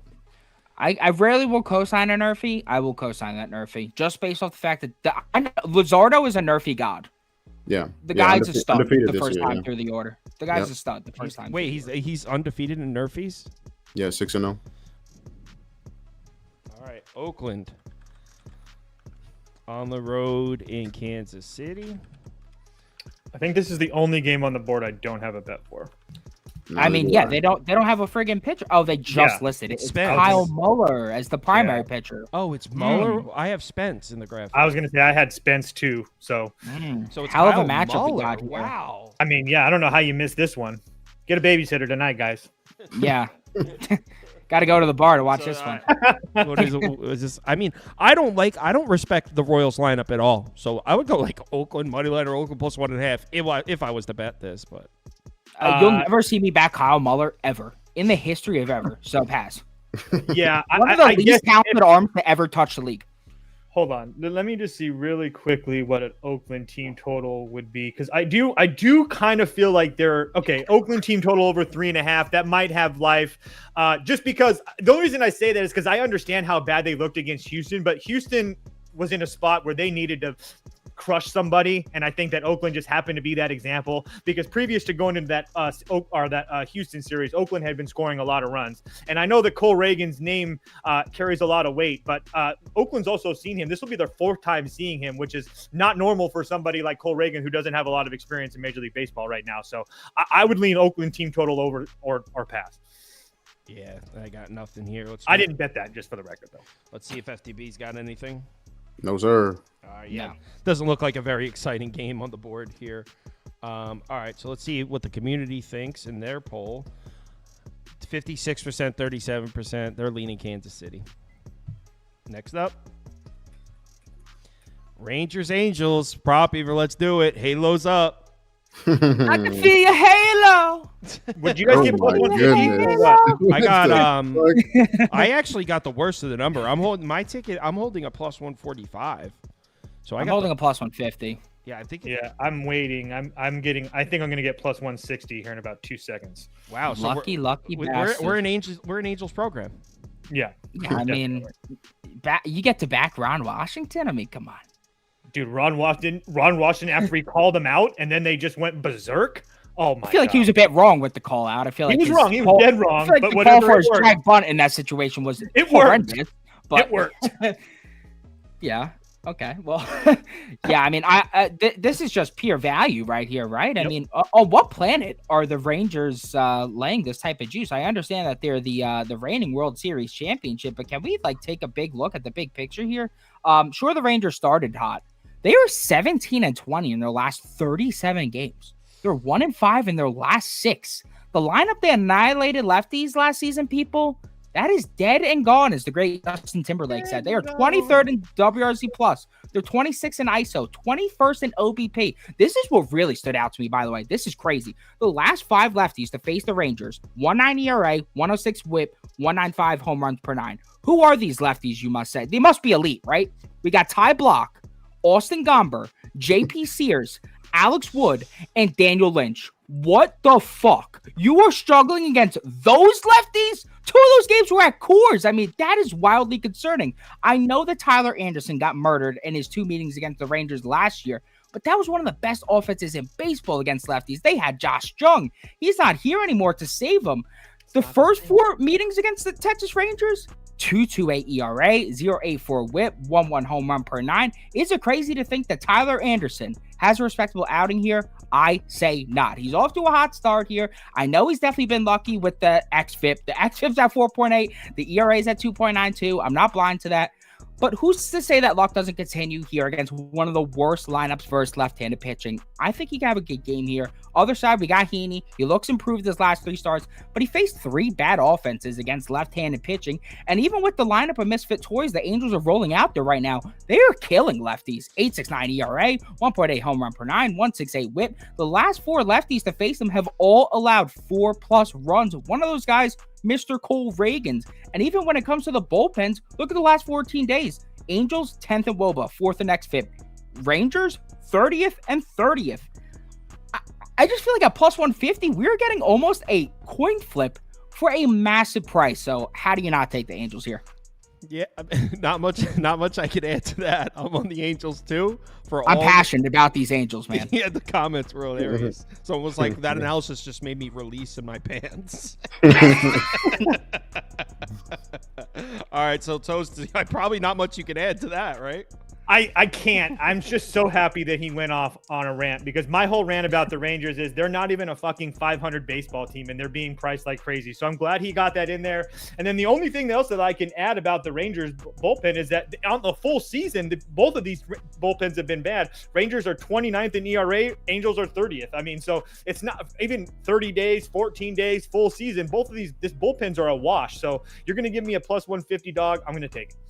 So looking like, because the poll's all over the Angels also, looking like the Angels might be a bit of a public dog here. No, they're not. I just checked. I think I just made my Congress speech. That's why. They weren't a public dog until Prop Beaver opened his mouth, and now he has shifted the action onto the Angels. FTB, do you agree with the Halos here? Yeah, that's how you know when Beaver is spitting facts, he hits that octave. Like, did you know the Rangers suck? Like, yeah, exactly, exactly. That's how you fucking know. Pay the fucking attention. Yeah, I mean, I agree with everything these guys said. I took the coward way and I made like a SGP. You know, it's minus 130 on FanDuel. Angels over 2.5 team total, and Angels plus 2.5 in the first 5. Again, it's the coward's way to do that. Basically, what these guys are doing. And then I made a hit parlay. I really couldn't choose between hitters. I like so many fucking hitters in this game. So I just made a fucking hit parlay. Plus 320 on Bet Rivers. 4 guys: Kevin Pillar, Luis Rengifo, Corey Seager, Marcus Semien. 4 guys, 1 hit a pop, plus 320 on Bet Rivers. And then I didn't send this one to Kyle, so this will be a little surprise. Willie Calhoun, for the first time, and I think this is like the second time all year he's starting versus a lefty. So not many numbers available for him, but he needs a reverse split guy. He cannot get lefties out at all. When Willie's making contact with baseballs, they are crying when he's doing so. Numerous 100-mile-per-hour off the bat. Exit velos there, everything I look for, crushes the pitch mix that he's going to see, which is mainly just fastball slider from Heaney. I think, his 1+ hit was minus 148. So I paired that with Dodgers plus 2.5 to get minus 101 on Caesar. So basically taking 5 guys to get a hit and then the coward SGP for the Angels. Yeah, I really like that Willie Calhoun play. I was actually thinking about playing hits, runs, and RBIs because he's like 4 for 11 off of Heaney. And his last, I mean, he's got a hit in 6, 7, 8 hits in his last 5 games. I mean, dude is just rolling right now. And the hits, by the way, hits RBIs, isn't that shit like plus 125 or something like that? Plus 130? I haven't looked. He's on my list. I have to do it. Yeah, he is. Insane value. By the way, you kind of got me chubbed up that Rengifo's back in the lineup. Did not know that. That is pretty huge. He is they've been smashing lefties, and he hasn't even been playing lately. Now he's back in the lineup. Come on now. No, he's back in the lineup. We're getting the octaves going, people. We're getting the octaves going. All right, so the poll's all over the Angels there. So we're an Angels program today. Let's go Halos. Next up, Brewers Astros. And Toast, I put you up first because I wanted you to get your opinion on my bet here. I played Houston, and I put a full unit on it. I don't have a bet in this game. I get it. I got a lot of flack in the comments for this one. I wouldn't give you a ton of flack. I think that Freddie Peralta. I mean, it's just a matter of what you think about Freddie Peralta.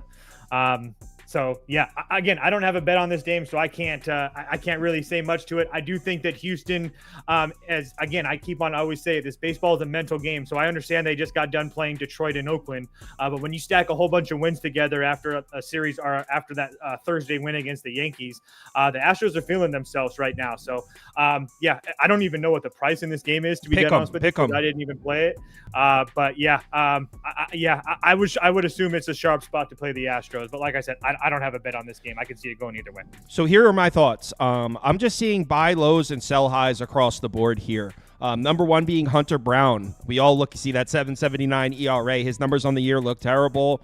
Seem to be coming around a little bit. His last 2 starts not nearly as bad. There's a reason Houston still has this guy in the rotation. They believe in his talent, and he's a couple starts in a row where he seems to be getting himself together. Here he is at home. Now, that's important that he's at home. Not so much for Hunter Brown's home-away splits, but the Brewers' bats. If you look at their numbers against righties, look great. If you look at their numbers against righty starters, they look great. But if you look specifically at the righty starters they've seen on the road, actually they're not getting to them. The last 8 righty starters they've seen on the road combined for a 1.79 ERA. So that's a nice little spot where the Brewers aren't getting to righty starters on the road. Not to mention, Hunter Brown has better numbers against lefties. Is it, Prop Beaver? Yes, that is. Against lefties, and the Brewers have 5 lefties in their lineup. I think this is an awesome buy low spot on Hunter Brown. I think he's going to pitch well. And then on the other side, Freddie Peralta, this isn't really a fade of Freddie. He does seem to be struggling a little bit lately. Looked a lot better in the beginning of the season, but this isn't really a fade of Peralta. This is a backing of Hunter Brown. You got to think so many people just flooding in on the Brewers, and they see Freddie Peralta against Hunter Brown with a 7.79 ERA, and I actually think Hunter Brown could outpitch Freddie today. So this is really a buy low spot on Hunter Brown, and a spot where, like Toast said, the Astros are coming around. If the Astros are coming around, how many times are you going to get Houston at home at a pick'em? You're not going to see that very often. So yeah, I'm on the Stros. I'm in. You're in? Let's do it. I'm looking at the money percentages right now. It's like 70 on 70 bets and money to Houston or to Milwaukee, and that line's just sitting there. Like, I have a question, Mr. Spots. Does the Houston tornado situation have anything going for you emotionally for the team in this game? Anything? Unfortunately, I did not know about that. So Yeah, what's that? What are you talking about? I didn't watch. I didn't know. You did not see the tornadoes in Houston yesterday? That shit was tearing through the city. Wait, actual tornadoes? I didn't see that on the MLB network. No. Yes, there was a tornado in Houston yesterday, and there were like windows like getting like shattered and like office buildings and shit. Yeah, it was like pretty Didn't horrific. the Saints win their first die? game in the Superdome? I think after 4 the people tornado or died hurricane? or something like that. Shit. I did not know Yeah. that. Yeah, I saw it Oh, yesterday thoughts on and the prayers news. to the people of Houston. Oh, Googling man, it. yeah, Yeah, I had Jesus I Christ, had man. no idea. Yeah, No idea. It says 4 severe storms kill at least 4 people in Houston. Holy shit. Wow. Yeah, so I don't know what emotional factor that has for the Astros. Like, I don't know if their families are affected, like, because they live in that area. I don't know if they had to like worry about that all night. Like, so I don't know what that factor that plays on this game. I really That's a wanted good point, though.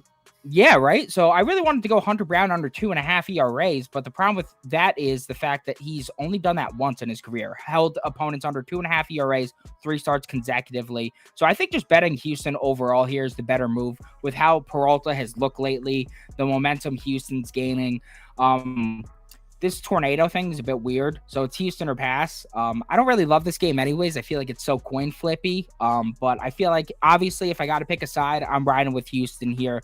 I do believe in Hunter Brown as a pitcher. I do believe that the xFIP is real. I mean, his barrel rate is extremely low and his ground ball rate is extremely high.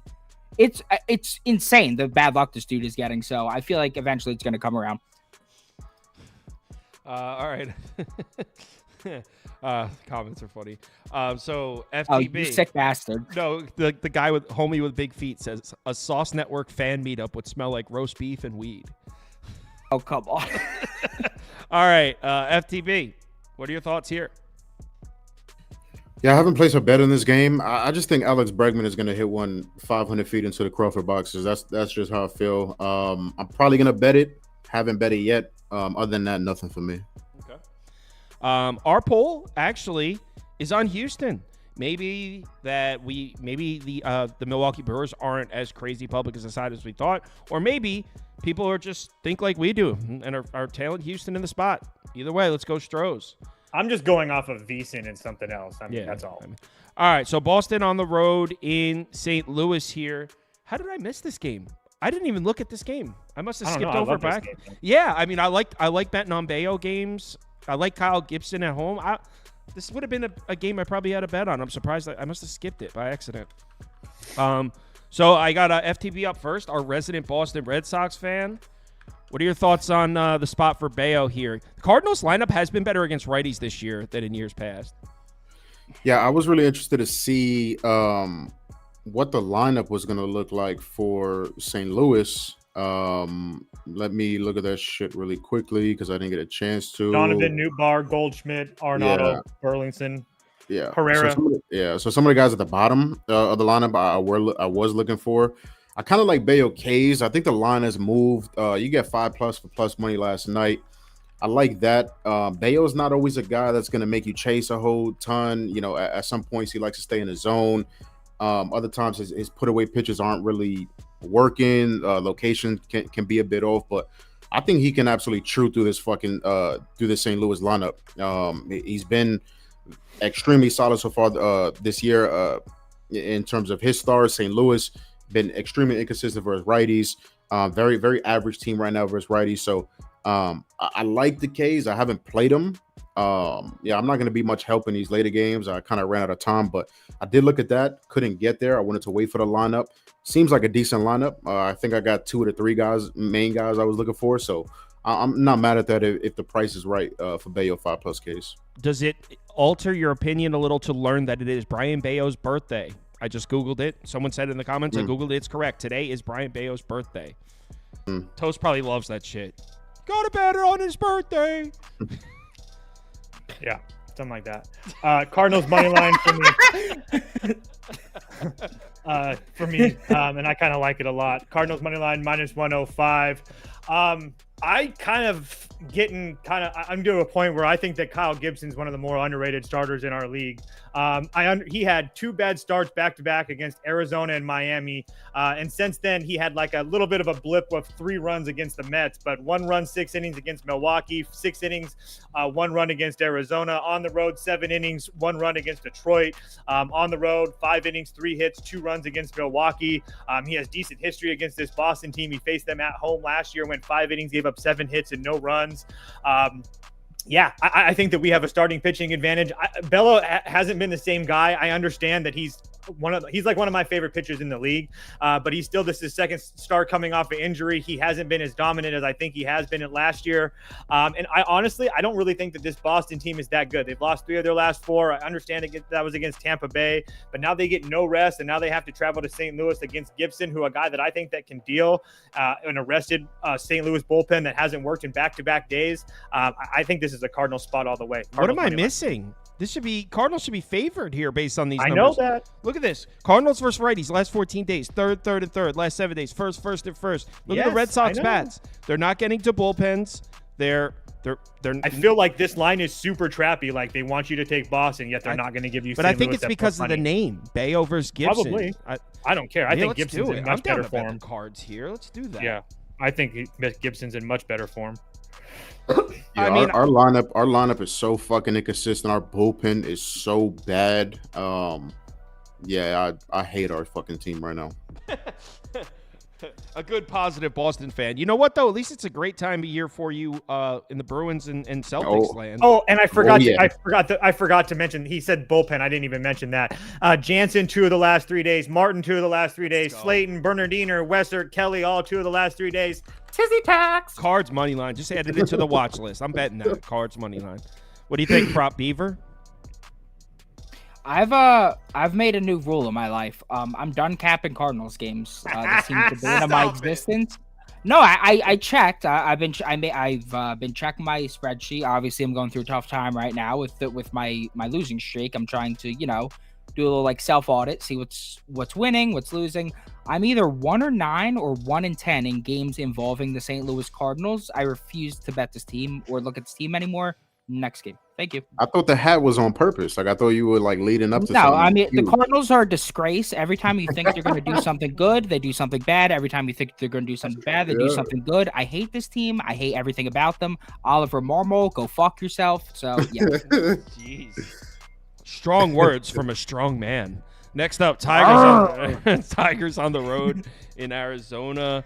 Tigers minus 135 here against the Snakes. Prop Beaver, is this not the system? This is partially the system, but I think I want to alternate it. I think I want to alter it. You said you never fade the system. Ryan Nelson at home. I used the system a little bit today. This is the system. I think me and Toast might be on the same bet. What'd you get? You on first 5 run line? No, I think I wanted to do the full game over. Oh, yeah, we're on different bets. Yeah, I wanted to just do the full game over here. I think there's going to be runs. I know the words Tariq Skubal and over don't go in the same sentence, but actually they do because overs are 6-2 when it starts this season.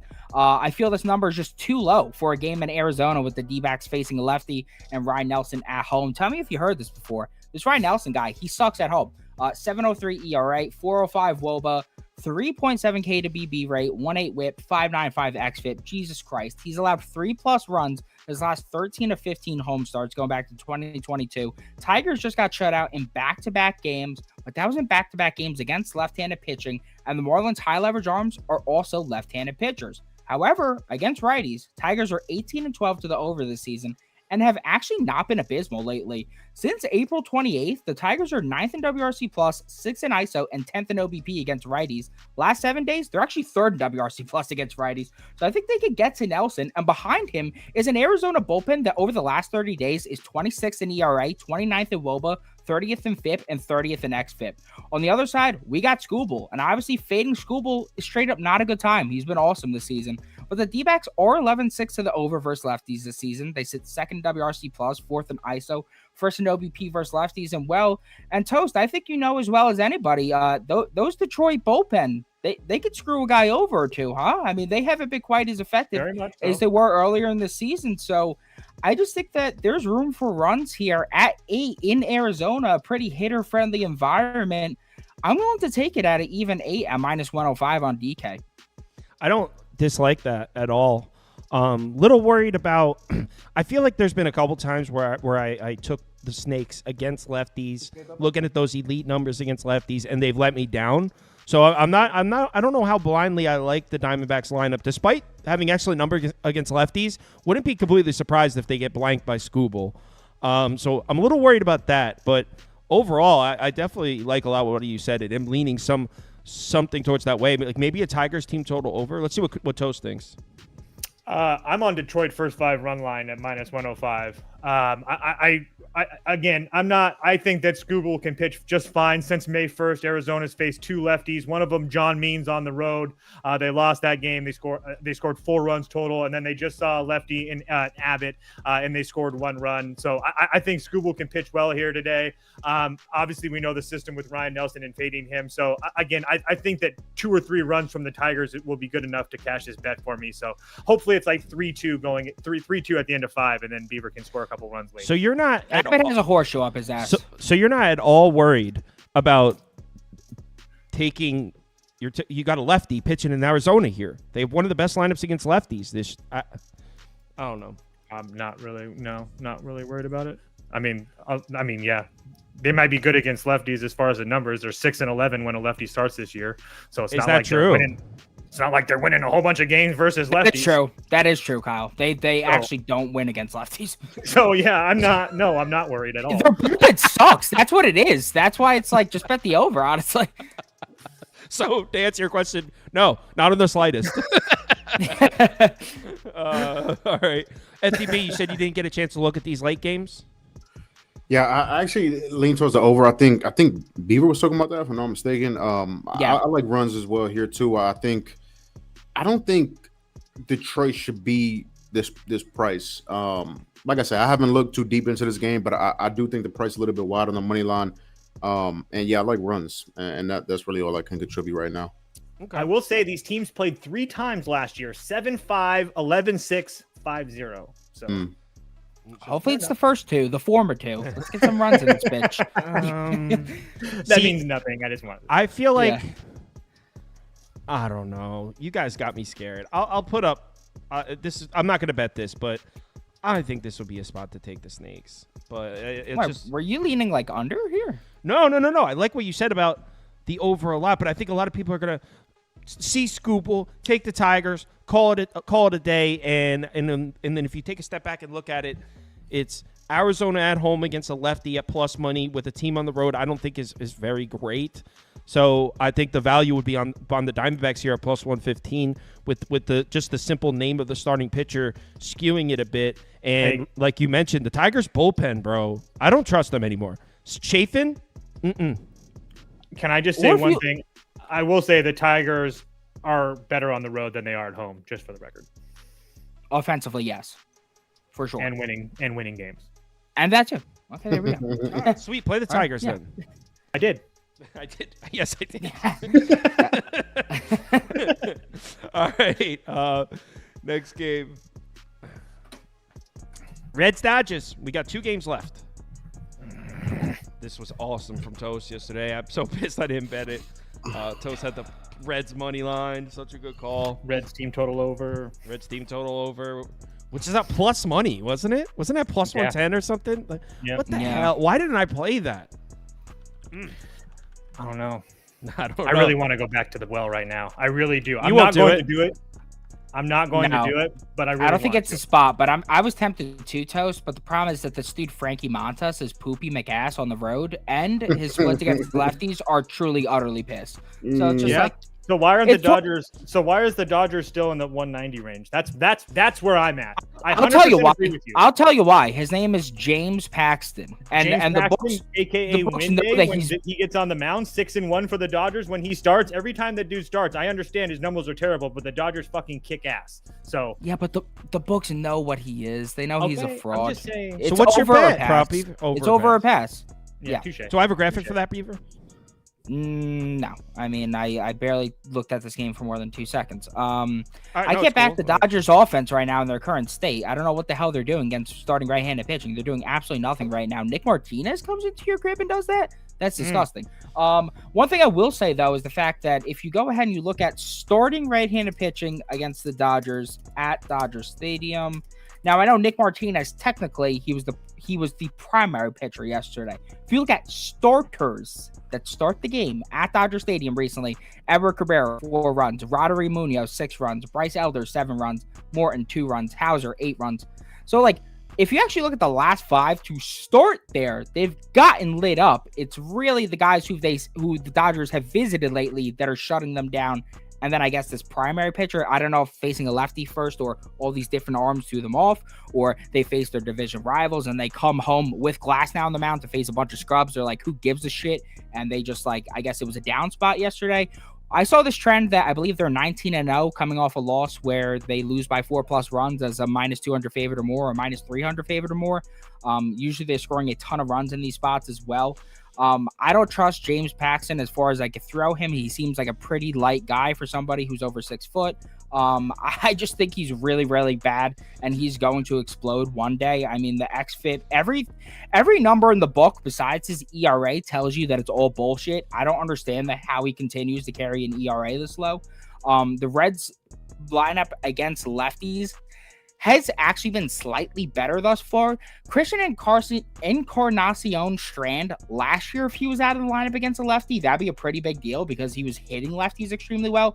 This year, he sucked against lefties. Who gives a shit that he's out of the lineup against lefties? Good. Thank God. Put somebody in the lineup that can hit a lefty. So, yeah. Well, that's not a great example. He can't hit a left to save his life. He actually has a -100 WRC plus against some toast. But in this case, I just think that you take the over here. You take the Dodgers, who are probably going to be really pissed off coming into this one, and you hope for some runs. Yeah, you summed it up for me. That's where I'd go if I'm betting this one. And to be honest, I even like that even more. Like, now that I think about it, like if we saw Ellie, like over, you talk about? Yeah, just because we saw Ellie run all over them yesterday. So if he gets on base, I mean, I feel like Cincinnati's going to try to steal bases as much as possible against Will Smith, and that could breed some runs in itself. So yeah, not to mention the fact that you have that Reds bullpen that the Dodgers literally saw everybody yesterday. So that's a huge thing. That too. If Frankie Montas, I mean, keep in mind his last road start, he went 4 2/3. The previous start before that, he went 2 innings. So even if Frankie goes 5 innings, you're going to get at least 4 at bats from the Dodgers against guys that they just saw yesterday. I put up my pick for this game on the show yesterday was the over, didn't bet it, and it hit. So I feel like if I ride with you guys and take the over, I'll get screwed on it the time I actually bet it. So the bet I would make here is Dodgers -1.5, but I didn't add it to the list. FTB, anything to add for this one? Yeah, I think the Dodgers are going to beat the shit out of the Reds. Talking about meatball, man. I mean, fucking Frankie Montas is mega meatball, man. I mean, his stuff is just so flat. His fastballs again absolutely fucking rocked all over the place between that 4-seamer and the cutter. I think the Dodgers are gonna fucking have their way with him. I really do. Dodgers -1.5. I don't mind super run line -2.5. I think Paxton can do enough versus lineup. I don't think he's shutting anybody down, but just a complete fade of Paxton. These guys mentioned already in terms of coming off that loss, facing his team again. I think they're going to beat the fuck out of them. I think the Dodgers score, 6+ runs and cover whatever run line you choose. So, which is good for the over too. I don't mind the over as well. These guys are talking about that. But yeah, I think Dodgers spot. I like Ohtani. I think Ohtani's going to send one 500 feet. So yeah, I'm gonna probably bet Ohtani home run. I already have Dodgers +2.5 in that other ticket. Right. I might have some more action on the Dodgers as well. I think they cruise today. Now, I must express one thing, right, before we go through and anybody puts the over on their ticket. This was at 9, this total. It moved down to 8.5 and is at -105. So that is pretty weird. I must go ahead and put that out there before we resume. So that means it could, it's not going to drop to 8, but it's closer to dropping to 8 than it is going back to 9. Mm-hmm. Yes. So if I just want you viewers to be aware of that. It is, the books are leaning a bit more towards the under. I personally feel like there's runs there. It's not going to be a ticket play for me. That was just a lean, but yes. So the Dodgers team total is what, 4.5? I mean, I think if anything, what that under would be is that James Paxton's bullshit luck continues. Yeah. And Dodgers team totals at 4.5. Yes. Reds team totals at 3.5. Toast, what are you thinking for Giants Rockies last game? I think that if you played the Rockies at plus 145, you have some value. If you're looking at them now, I don't know. I actually think that they're pretty live here today. They're playing really, really good baseball right now. And the last time that they saw this Harrison kid in San Francisco, they got to him for 4 runs last year. I'm not the biggest Kyle Harrison fan either. He's only got like 2 pitches. And I'm really not a fan of the Giants versus right-handed pitching. So I didn't bet it because I know that the Rockies are going to be a heavy public dog today. Obviously, that line's moved 20 cents, but there's no way I'd play San Francisco here unless you're just trying to fade the public. But regardless of what you think about the Rockies, they're playing very good baseball right now, and they're scoring runs. It's not like they're winning games 3-2 or something like that. 8-6, 5-3, 8-4, 9-6 their last 8 games. So they're scoring runs at a high rate too. So is their bullpen taxed? Probably still. Actually, no, it's not, because they all had the days off because they were killing the Padres. So yeah, it's Rockies or pass for me. I didn't bet it because it's super public. Yeah, prop Beaver. I'm putting up Rockies money line for me too. And it's kind of like exactly what Toes said. How would you not lean towards the Rockies? With a Giant, you got to keep in mind it's a Giants against a righty in Feltner. Yeah, but like the thing is that the Giants aren't that bad against righties currently. I mean, 3 runs, 1 run, 4 run, 5 run, 1 run, 7 run, 4 runs. I mean, they've scored 3+ runs off the last 5 of 7 righties they've faced. It's not like they're like at the pathetic level they were earlier. One thing I will say though, just doing some line rating. You got Ryan Feltner's earned run line at 2.5, just minus 150. Your mic just cut out. Juiced minus. I can't hear you. I saw 155 to the over. I'm a good lip reader. 155 to the over, he said. Talk. Can you guys hear me now? Now I can. Yeah.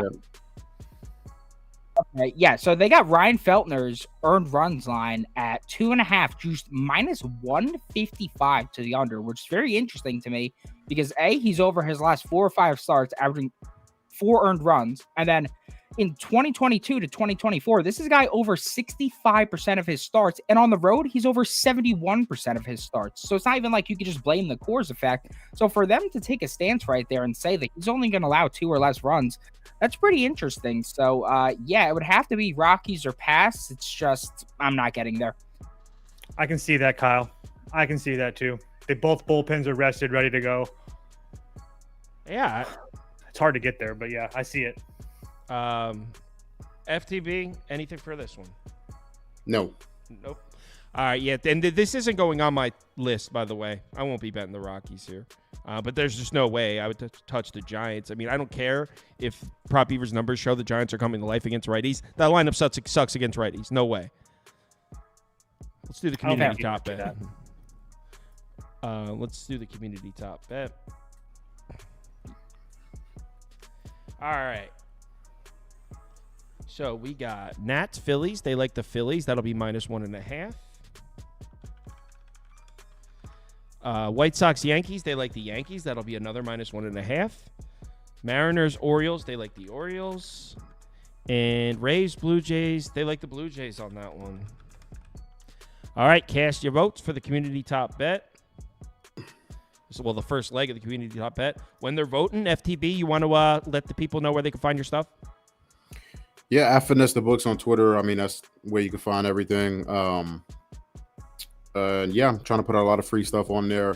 Got a free play there today. I mean, you guys got on my plays anyways, but yeah, just follow me on there. Yeah, appreciate you guys having me again. As always fun chopping it up. Hopefully we make a shit ton of money tonight. If you guys are into betting MMA, I always plug your UFC stuff when people mention it because that's what I think you're really unique how you guys dive into it early. And I always said there was a market for that, and I'm surprised more people don't do that. So if you like betting UFC, MMA, definitely check out his stuff. He does a lot of guest spots, and the MMA he does a good job with a lot. I really like the way he does that. So there's nobody talking about getting on lines early for UFC. There's nobody talking about that. It's just like an untapped market. So I think you should hammer that stuff. Yeah, appreciate you. All right. So Yankees -1.5 is the winner. Yesterday's top bet was Phillies money line. So the community top bet is off to an 0-2 start. Oh, no, it's not Yankees. I'm sorry. That's the first finalist. Let's just make it finalists so I don't forget what they are. So what is this now? We're not doing community parlay anymore. We do a community top bet. Yeah, it's community top bet. Interesting. God, I love my wife. Thanks for sharing. She Cleveland just, money. she just bought us tickets to go to Seattle to watch the Orioles and Mariners for 4th of July. That's pretty hype. I'm going 4th to of July now. I'm going to LA in July to watch Dodgers Red Sox. That might be That's my first hype. time in Hell Cali. yeah. I'm going. I've never been to Dodger Stadium. It's the one place I haven't been. Never been to Dodger Stadium? It's I always go to, very nice. I always go to San Diego and stuff, and it's a bitch to get there. But we're going to watch the Phillies play 3 games there, and then we're going to drive to Arizona and watch them play the Diamondbacks. It's more of like a vintage feel than most of the I took other a tour. stadiums I've I been took a to. tour of it. I haven't watched a game there, so I've been there. I haven't watched a game there. I've never even Okay. been to the West Coast. Isn't that me crazy either. out there? I've been to Vegas one time. Oh yeah. I've been to Vegas once. Yeah. See, now I've never been there. Now that'd be a time. I'll start doing some traveling when I hit 1 million subscribers. 1 million? Can we do 100,000? I'd like to go Yeah, to a game with you. I would- Somewhere. I mean, dude, I'm on pace to hit 1 million in January 28 right now. yeah, I know. Jesus Christ, it's like fucking 4 years from now. Right? And in 4 didn't years, have I will, to- I mean- I will cash in my chips. But right now, I'm still grinding. All right, just Cleveland money line. I mean, yeah. Shout out to your fucking community. I mean, 1,400 people watching at the same time. Shout out to the chat. Shout out to y'all that all the hard work y'all put in. Y'all put in so much fucking work. It is unbelievable. So shout out to y'all Thank and y'all community, bro. We got a great group of people that follow us. Not too mean when we lose either. I mean, I've been on the cold streak of all cold Not too streaks. mean. Even when some people shit on me, they tend to apologize afterwards. It's very nice of them. I got a guy who was shitting on me the other day, called me a garbage man, said I'm a piece of shit. Got a DM the next day, said, "Hey man, I'm really sorry about that. You're not garbage." I said, "Wow, thanks, man." You're not. Yeah, you just see my DMs, bro. It's crazy. He just needed a day to cool off. I was like, "Wow, okay, cool, man. Thank you." Yeah. Sorry, you're not garbage. When describing the community, Beaver goes, "We have a good group of people here. They're not too mean." Well, in the gambling community, I mean, Yeah, I guess Look as at far our as the Discord. gambling community goes, we have a good group. There's some malicious people out there. I lose a bet as people in my DMs talking about my fucking mother and shit. I'm like, holy shit. Yeah, that's when we take it to another level right there. Yeah, it gets rough. yeah, it does get a little bit rough. People are insane. People are digging those spreadsheets, though. That's yeah, for sure. yeah, They can- do like spreadsheets. They're big fans of the sheets. All right, Astros money line. Sheet heads. We got a good group here. They're not too mean. They're not And too half mean. the people think that I do them, so I'm like, oh yeah, no problem. You can no take problem. credit for it too, huh? Yeah, I cooked these up myself. All right, Dodgers -1.5. Rockies money line. So we need to get a finalist out of these two. This will be a short poll because we know everyone's taking the Dodgers here. And for people who don't know, Kyle did all that. I just type in numbers to a spreadsheet. That's Kyle set it up on a silver platter. That's what he does. Tell me why I shouldn't bet Phillies -1.5 again. Someone want to tell him why? Well, Jake Irvin is better than you think, and the Nationals are a very, very good baseball team when it comes to ROI. So, and the world will be on the Phillies. So it's Dodgers -1.5. So here we go. The moment of truth. The 4 finalists for the community top bet. Yankees -1.5. Guardians money line. Astros money line. Or Dodgers -1.5. I think it's going to be Yankees. The way they were talking when we were talking about that game, everyone liked the Yanks. Cleveland! No, it's not going to be Cleveland. In fact, because I think the Twins are going to win that game. Yeah, why aren't they on your watch list? Yeah. Because they're not in my top. You know why? Just shut up. You don't want to back. You don't want to back the make a character. Twins are gonna win. Oh no, you know why. I still have a sour taste in my mouth for the when I put a full unit on the Twins the other night. I really liked that spot for Pablo Lopez. I thought it was such a sharp play.